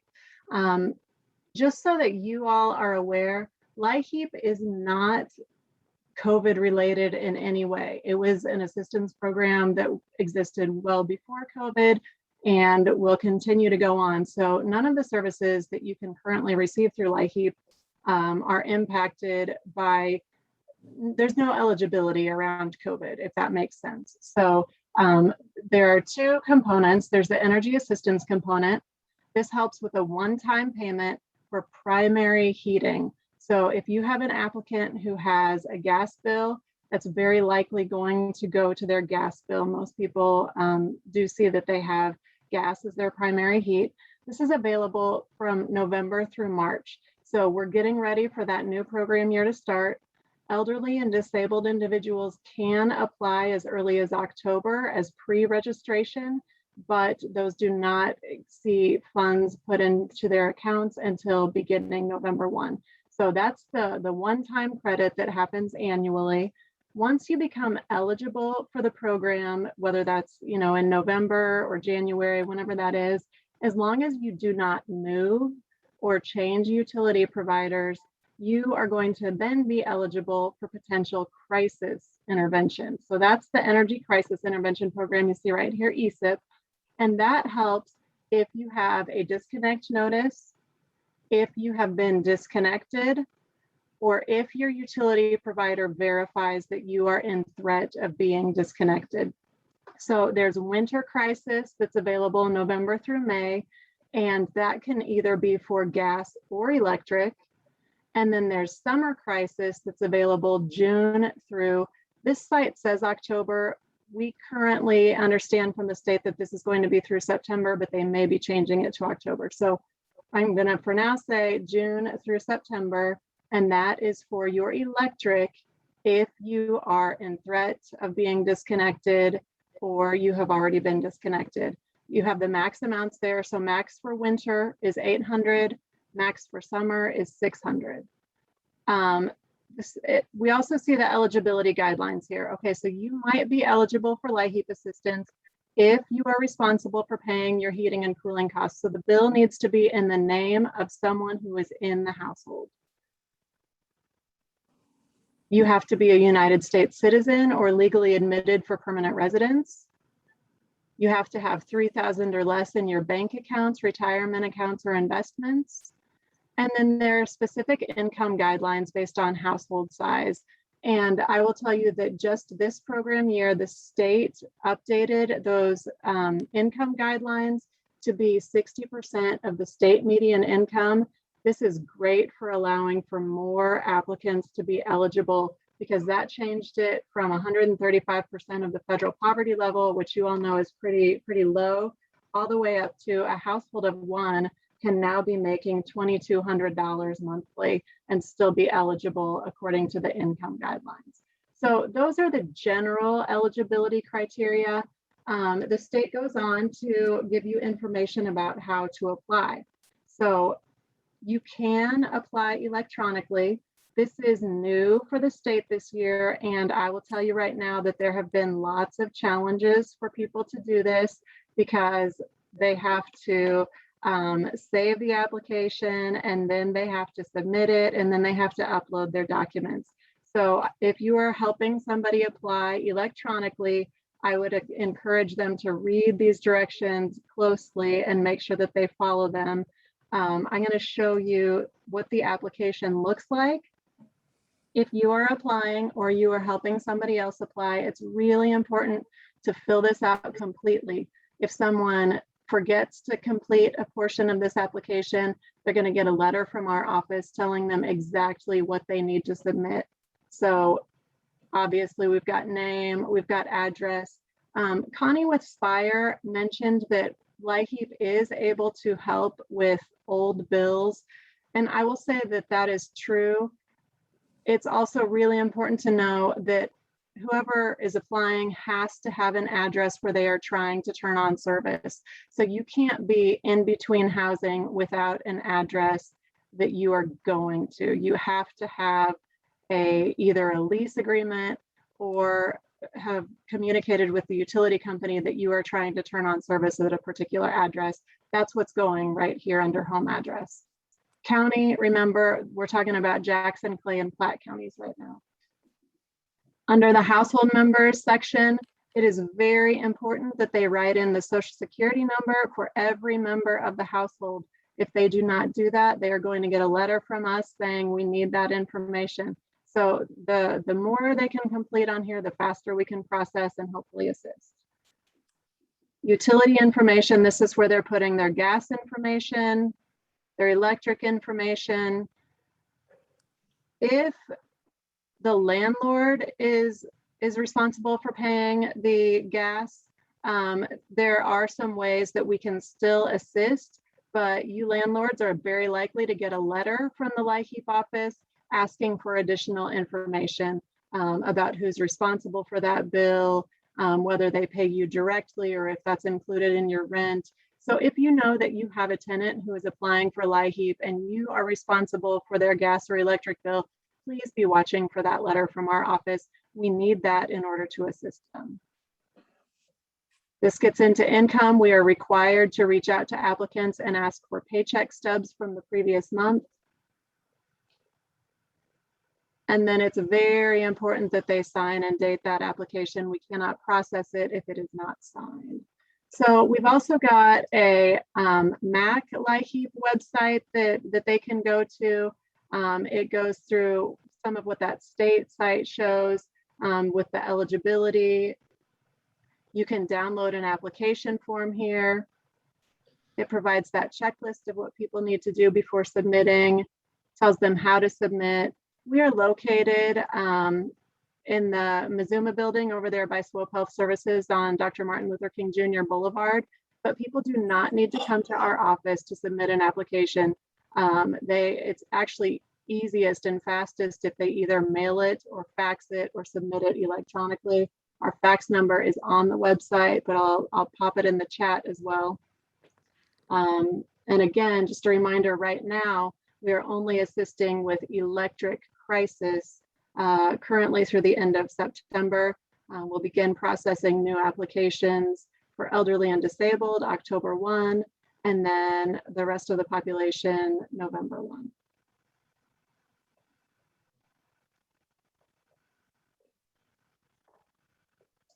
Very good. Diego? Well, I don't know if this is pertinent. I will just ask it just in case. Somebody who was denied LIHEAP assistance last year, but then applied and got it, what does he do about something that was from the prior year? We can't be retroactive, so we are just working on current year and moving forward. So if somebody has already received their energy assistance this year, I mean, they may still be eligible for crisis assistance, but we can't go back and do anything about the previous program year, essentially. Okay, thank you. Okay. Yep, absolutely. And then Shelley, thank you for joining us. I'm so glad that you're here and took time to be here. And so when we come back again, we're going to have you back, especially like you said, you're not COVID related only, you're Sure. for the long term. So we appreciate knowing that and then having that resource out there and having you here today. So thank you. Yep, absolutely. Thanks for having me. Oh, sure.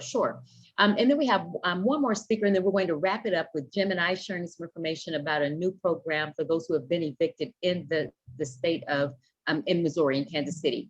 And so before we do that, our last official speaker is Doug with the Community Service League. We heard you earlier, but please, if you would introduce yourself and share your resources, please. Yeah, good afternoon. I appreciate the more than 100 people that have stuck with this, and I'm kind of repeating a lot of information, but I know sometimes it's good to repeat. So I think I've got this up on our screen here. And so you've heard a lot about ERAP, the Emergency Rental Assistance Program. Again, you've heard several times today, the term we use is there's different jurisdictions. All renters are eligible or can apply, do have to go through the screening to determine eligibility. But the difficult thing to navigate is where do you correctly apply? And you just heard from the city of Kansas City about their program. Community Services League is administering the Emergency Rental Assistance Program for Jackson County. Suburban Jackson County, so the portions of Jackson County that are outside the limits of Kansas City, Missouri, have a pot of money. So think Grandview, Raytown, unincorporated Jackson County, Independence, Sugar Creek, Blue Springs, Lee Summit, Oak Grove, Grain Valley, Buckner, all of those communities would apply under this particular portal. But just like the other ERAP programs you've heard about today, past due rent, future rent, utilities can all be covered. So I think you've already heard this today, past due rent, utilities, which can include trash, which is a great thing that's not typically covered by assistance programs. We are working with some partners throughout suburban Jackson County, and I'm highlighting these so that you know that there are places for people to walk in, or you can call them directly. They are helping us to fill out applications. Lee Summit Social Services is helping in Lee Summit. Hope House is helping in Lee Summit and Independence, as well as victims of domestic violence. Raytown Emergency Assistance Program is helping in Raytown, and the Grandview Assistance Program is helping in Grandview. And Community Services League, my organization, we have offices in Independence, Blue Springs, Grain Valley, Oak Grove, and Buckner. So with those partners, we've stitched together the large geographic area of suburban Jackson County. And again, these places you can walk in and apply. We do have a portal which we've shared, and we'll continue to share that link, that if you can do it online. Again, eligible applicants are Jackson County renter households outside the city limits of Kansas City, Missouri. This is straight off the Fed, the Department of Treasury's eligibility, but again, eligible if you qualify for unemployment or experienced a reduction in household income, incurred significant costs, or experience a financial hardship due to COVID-19, risk of homelessness or housing instability. And I know somebody shared in detail earlier, living at or below 80% of the area median income, which is based on the number of people that reside in the house full time. One thing I do want to mention, I'm going to put this in the chat, is many of you may be in the process of applying or know people applying. So it's best, we always recommend attacking things on two fronts. Do apply, but also work to make sure you're maintaining your housing. And there is a new CDC eviction moratorium, and you've probably heard about it in the news. There are some court challenges to it, but right now that eviction moratorium is in effect until October 3rd. That means that your landlord cannot evict you for non-payment. And there is a form. I will put a link in the chat so that it can be shared. It's 2 pages. It's very simple. You need to fill it out, and basically you check the box that says, I'm unable to pay my rent. We recommend that you have 2 copies. You need to hand one personally to your landlord so that they know that you are unable to pay your rent. And then you also would just keep one for your records. If anybody on this or watching this does have an active eviction case in a court, whether it's Jackson County or otherwise, we encourage you to fill this out and get it to your attorney, to the judge. This can help stop an eviction. Secondly, this is just general advocacy. I think you've heard this from other speakers. Make sure to tell your landlord and your utility company that you have an active emergency rental assistance application. That will go a long way in prevention. Just a quick text, an email, a call, let them know that you're working on it. And generally that, I know that doesn't take care of everything, but we see that it goes a long way, just that active communication. And I know we've heard from a lot of our utility companies, so I would never speak for them. But again, I think that, just calling your utility company, letting them know, can I go on a payment plan? Just asking those open-ended questions. How do I keep my utilities on today? What are the steps I can take? So we always encourage people to be their best advocate when it comes to the needs that they might have. And so on here are the links. We do have a dedicated portal in Spanish for Spanish-speaking families. I'm going to put it in the chat along with the CDC eviction moratorium form. But again, I think a lot of that has been covered. Again, this program is for families living in Jackson County outside the city limits of Kansas City, Missouri. Stacy, thank you for so much for the opportunity. Well, and thank you for being here and for being so full of information. So we appreciate that a lot. And we're going to invite you, of course, to the next one, because there will be more, because we know there's a great need. But I'd also like to follow up and say to those tenants that hear the words, that you will not have to pay your rent. Please know that the rent will be due at some point when the moratorium is lifted, like Doug said, on the 3rd. You will be responsible for every dime, that was not paid. So that's going to be important. And why it's even more critical that you apply for the funds today. There's no reason for anyone to be evicted with all of the money that's out here. So you can prevent the eviction by getting the rent paid, by applying for funds and keeping communication with your landlord or your housing provider open. Let them know that you're applying, because it's easier for us to keep you in the property and it costs us money to evict. So we prefer to keep our tenants in the property. And so if you can work together and keep the communication open and get the rental assistance applied for, let them know that you're doing that. They're going to have to come on the other side and fill out their part of the application. But like Doug said, the communication is going to be really important between the two of them. And just because you're not paying the rent today doesn't mean you won't have to pay it. It will come due. But it's so much easier to get it paid with the funds that are available than after the funds are gone, having a judgment against you and having to pay it out of your own pocket, which you obviously are struggling today with. And that reminds me, that brings me to Jim and I. We're going to see if there are questions for Doug, but just so that we can get wrapped up here, that's a perfect segue. What we did, the landlords, the housing providers, we heard from one of our council members locally about a concern about a certain segment of the population that had been evicted after April 1st, 2020. These were people that are not chronically evicted, but someone that just because the economy was shut down, found themselves in a situation where they lost their job. They weren't able, probably for the first time in their life, to be able to pay their rent. And so there was a concern about them now being damaged going forward. And so what we did is we asked MHDC, can some of these funds be used for someone who's already been evicted and they're out of the property at this point? And the answer was yes. And Jim's going to talk a little detail about that. But what I'd like to say is in this call today, we've covered people from every range. Our whole goal, prevent the eviction.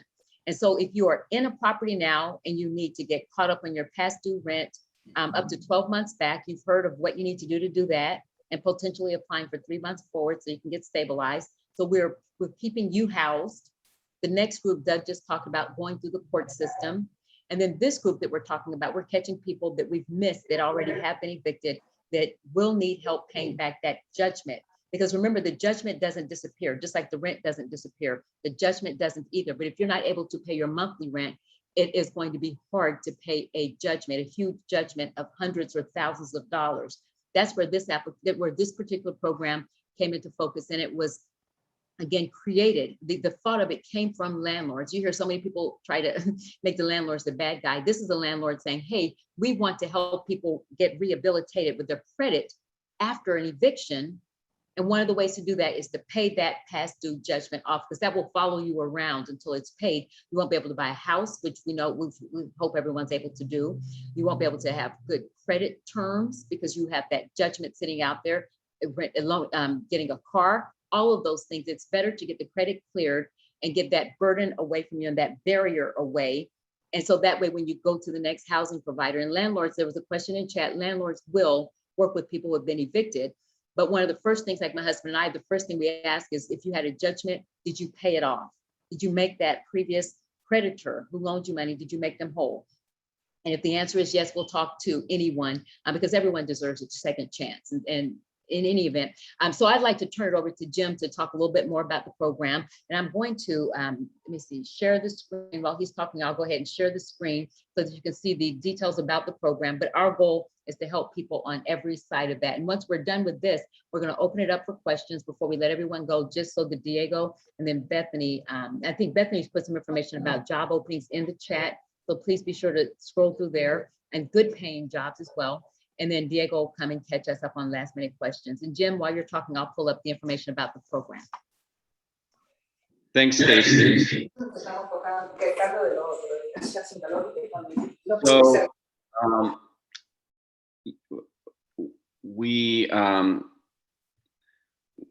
United Way is partnered with the City of Kansas City in delivering its emergency rental assistance program, where United Way is one of 15 partners that the city is working with. And so we are doing the work of receiving applications, reviewing them, determining eligibility, and processing those requests for assistance. And we're sub-grantees, and so we're paying out the assistance to landlords and to utility companies. And the city asked United Way if we would take on a particular role in accepting applications that are initiated by landlords as opposed to by tenants. And so this is a program that really fits in with that role. And so, you know, we can take referrals from a landlord. As I think, as you all know by now, there's plenty of paperwork that landlords must complete on their side before the assistance for a tenant can be received. And so we've created a mechanism whereby we can allow a landlord to initiate the process and really begin the work of submitting the paperwork to United Way for review, even before we've received that application from the tenant. And so for this particular aspect of the work, we're talking really about a former tenant. And so a landlord can connect with United Way, seek assistance on behalf of a former tenant. But then they also must get back in touch with that former tenant and let them know about this opportunity. And what we've done here is essentially create a way for the landlord to send a link to that former tenant, so that that tenant can initiate and engage directly with United Way, so they're not having to work with their former landlord where they might not have, you know, a good relationship. There might not be a high level of desire to engage that former landlord, so they can engage directly with United Way at that point. And so we've created this special link where applications will get routed to United Way and we can act upon them. There is one aspect of this work that we're still seeking guidance from the Treasury Department on eligibility, and that relates to the housing status of the applicant. And so and I've seen this play out in different ways at the different programs that are utilizing the federal money. And it really rests on this question of, can we serve homeless individuals in this program? Are we allowed to provide assistance to an individual that is not currently housed, that is not in a lease arrangement, formal or informal, with a landlord? And it really hinges on language within the federal guidance that says that this is a program for tenants who have a current rental obligation. So if a tenant doesn't have a current rental obligation, there is some question about whether or not we'll be able to assist that tenant. But in many cases, former tenants of a landlord who is still owed money have moved on and found new housing. And so provided that individual is now in a current lease arrangement, again, formal or informal, where they're paying rent on a monthly basis, we have made the determination that we will be able to assist those households in getting caught up on that old rental debt. So anyway, I'd be happy to answer any questions. This is really still kind of a work in progress, but we are ready to start receiving requests, both from landlords and from their former tenants regarding that old rent debt. And then we're going to review them on a case-by-case basis and make a determination about whether that individual will be eligible for assistance through the program. Thank you, Jim. Yeah, go ahead. And then our goal is to be innovative, to be creative, and do what we need to do to serve our neighbors who need help, whether you're homeless or you're in the home now, or you're in jeopardy of losing the home. That is our goal, is to keep everyone safely and securely housed, not just during COVID, but forever. And so this is our chance. Today was our chance to get information about resources out there. People are always asking questions, and we need somewhere to funnel them. And now you know that this recording will be on our Facebook page, the KC Regional Housing Alliance. So if you know someone that needs to hear what you've heard today, that recording is there right now, since we're live there now. You can point people there to hear every single speaker that we had on today. And again, I thank Kim Tucker for arranging that and making sure that we got the word out in that way. And Diego Gandolfo, you're here handling our chat, the questions on chat. And then Bethany you are also backing him up and putting information in chat and monitoring that and helping us just monitor the room while we're here. Jim is our partner. We say thank you always. And again, we'll be back. And then to all of our speakers who took the time to come on to share information about their various organizations, we say thank you for doing that and for being here. And those of you who attended today, please help us spread the word. There's more than enough money out there to help people with rent and utilities. And then we'll go to Diego for the my information. Okay, Reverend Esther, my contact information I will put in chat. I put it in there a little bit ago. If you need to reach me by email, and then cell phone text is usually best. I will put that in chat, as well as the website for our KC Regional Housing Alliance. And then I'll turn over to Diego to see if there's anything else in the chat that we need to cover before we leave.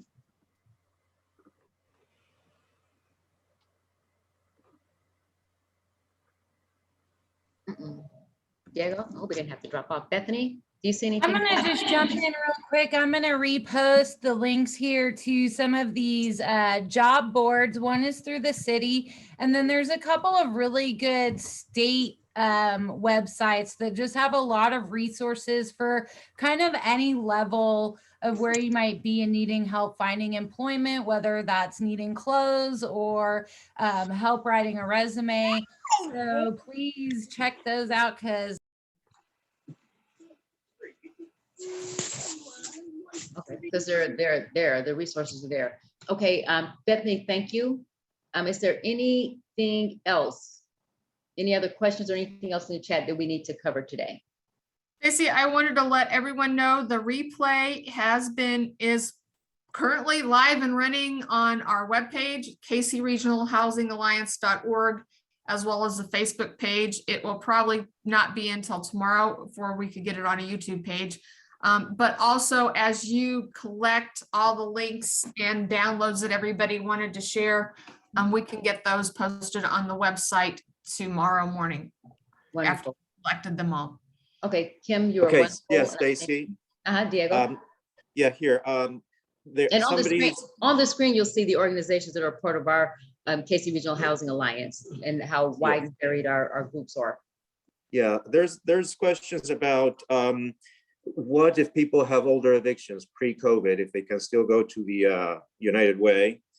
Then there's another one asking if you're not low income but have an outstanding bill from the utilities.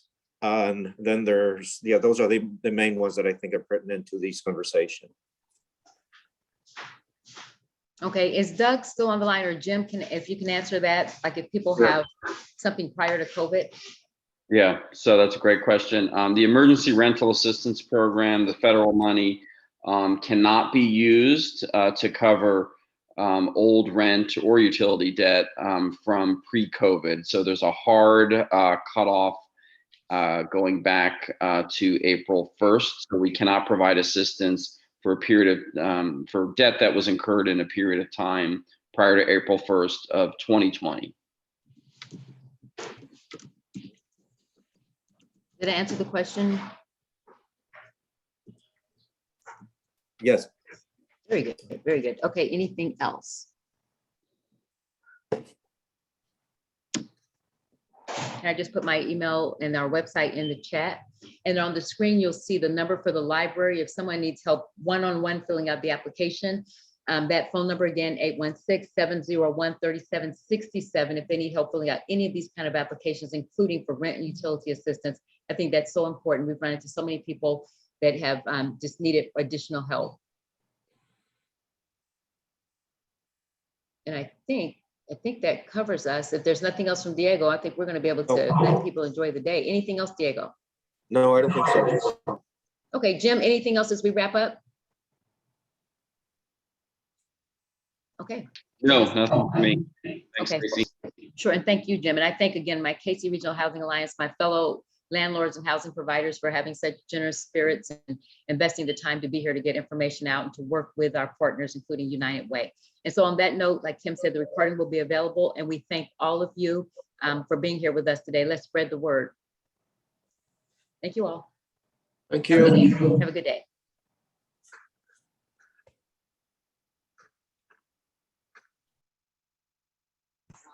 I did join late, so I'm not sure which link is to apply for utility assistance. And there's a variety of them. And I'm going to keep this open for a little bit, and as people leave, I'll keep this open. But if you may want to go back and look at the recording, because every single utility company was here today, and they all talked about how to get utility assistance. We even had another company that LIHEAP, another organization that helps with utilities. So somewhere towards the middle, you're going to find those when you look at the recording. But they all talked in great detail about what they offer and the application process. So that is available. I think they're probably all off of the line now, unfortunately. Thank you. Sure, thank you. Stacy, what was Shelley's last name who was with the Mazuma people, the agency at Mazuma? Shelley, who is our speaker, look on the screen here. You'll see her towards the bottom with the LIHEAP Mid-America Assistance Coalition. Shelley, that's Shelley? Yep. LIHEAP, there she is. Strassner. I'm not sure if she put information in chat or not, but. I didn't see it. That's why I was asking. Okay, got it. I think she's easy to find. Jean Helene, how are you? I'm doing well. How are you? Doing great. Except I did something and lost you for a little while. Oh. Thank you for letting me get back in. Sure, I'm glad you're back. Hey, Emma. Hey, Emma. I see Emma here. I'll make sure everybody gets that. I think hopefully it can be attached to our recording that we can put the documents on there. And hopefully you can see that. Shelley's last name though. Oh, do you see that on here?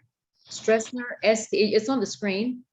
Shelley Stressner, STROESSNER. Thank you.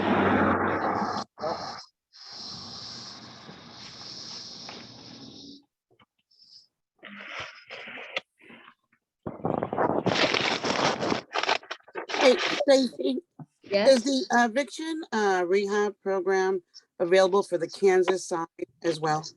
Jim, are you here, Jim? Let me ask Jim that. Jim? I think it was Kansas City only because he's using, I think, Kansas City dollars. That's something that I'll clarify. And since we're announcing it today, Louise, I'll share that information like on probably our Facebook page. I'll post it on there and address that. That is a great question. Thank you. I have a feeling it's Kansas City. How are you doing today, Louise? I'm here and getting all the information down and hoping to make some progress. Okay, and we're going to follow up. You and I are going to follow up Monday if we could. Absolutely. Thank you. I appreciate that. Sure, thank you. Thank you for all the things that you do to help people out there too. I know you're serving people as a volunteer as well and helping connect them to resources. So I'm glad you were here today and thank you for your I'm going to send you that link we talked about to that form to assist as well. Very and good. this way you can see what it looks like. Okay, very good. Very good. Thank you. Thanks you. a lot. Thank you. All righty.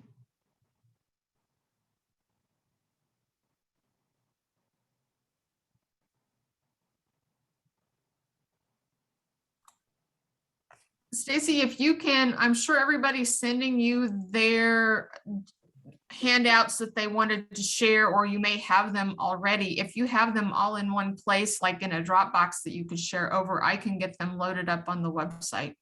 Okay, I don't have them yet, but if I get any, I will share them with you and thank you, Kim. And I'll probably, you know what I'll do? I'll send a note to everyone and just ask them to email them to me. I'll send it to all of our speakers and ask if they can just attach and email them. And then I will just forward that to you, if that's okay. Perfect. Thank you, Kim. You're our Wonder Woman. You're our behind the scenes Wonder Woman. Make sure everything happens and gets pulled together. So you are greatly appreciated. I'll let you be on the news and I'll just post up on websites. It's Right, not- right. We'll all take our roles wherever they are until they change. The fake COVID test, I have not, Ovazine. And so I would assume that the places that are hosting the events tomorrow have good ones, but that would be a nightmare. I saw her question in chat. Diego, are you here? I think he must have jumped off. Bethany, are you here?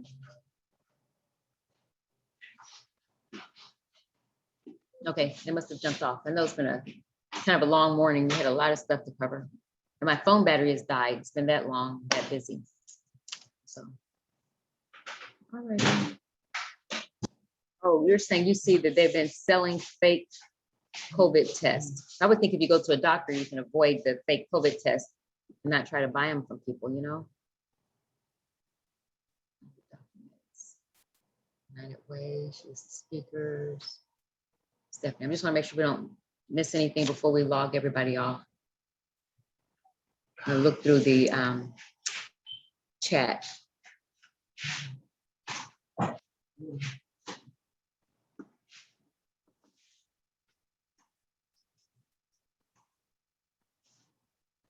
Oh, Bazine, the tenant claiming they had COVID doesn't matter. They don't have to produce a test in order to qualify for the benefits. So whether they have COVID or not, if they've been impacted in some way, maybe a loss of a job, actually having COVID does not qualify them for resources. So whether they have a fake test or not should not matter.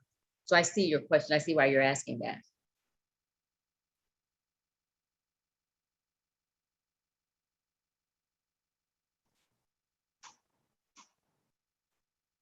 Oh, misspelled Gino.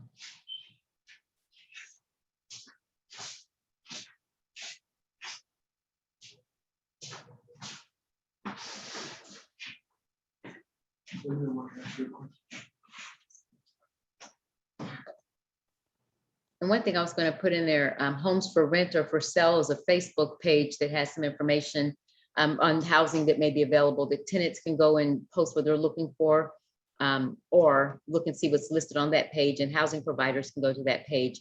Homes for Rent or Sell in Kansas City is that Facebook page that has a lot of information about housing. I see people saying that they rent a room and they're looking for housing, looking for certain types of landlords. If they can just check that page, that could be helpful. See, and someone's asked me a specific question about how they can use the home, if they can put a business in the home. They need to check the zoning, and then they more importantly need to check and make sure that the housing provider is okay if they do have a business in there. They need to make sure it doesn't violate the terms of their lease, because that could be a way to find themselves evicted, and we don't want that. And Tiffany said that the city has paper applications. The state of Missouri does as well. Through Mo Housing Resources, if they call the number that was listed, they can get a paper application request one be sent to them. Okay, I'm just checking chat, make sure we don't miss anything. Okay, I think we've covered it. Kim, are you good? Are we good to go? We should be good. I will send me what you have and I can get it posted tomorrow. I have I'm out and about this afternoon, so I won't be in the office, but I'll get it posted in the morning. Okay, as soon as I get it, I'll put the message out today and see when I get it. And as soon as I get it, I'll get it to you. Perfect. Thank you, Kim. And thank you everyone for being there. Have a nice day. We're going to go ahead and log off here. So have a great day, everyone. And thank you all for being here with us.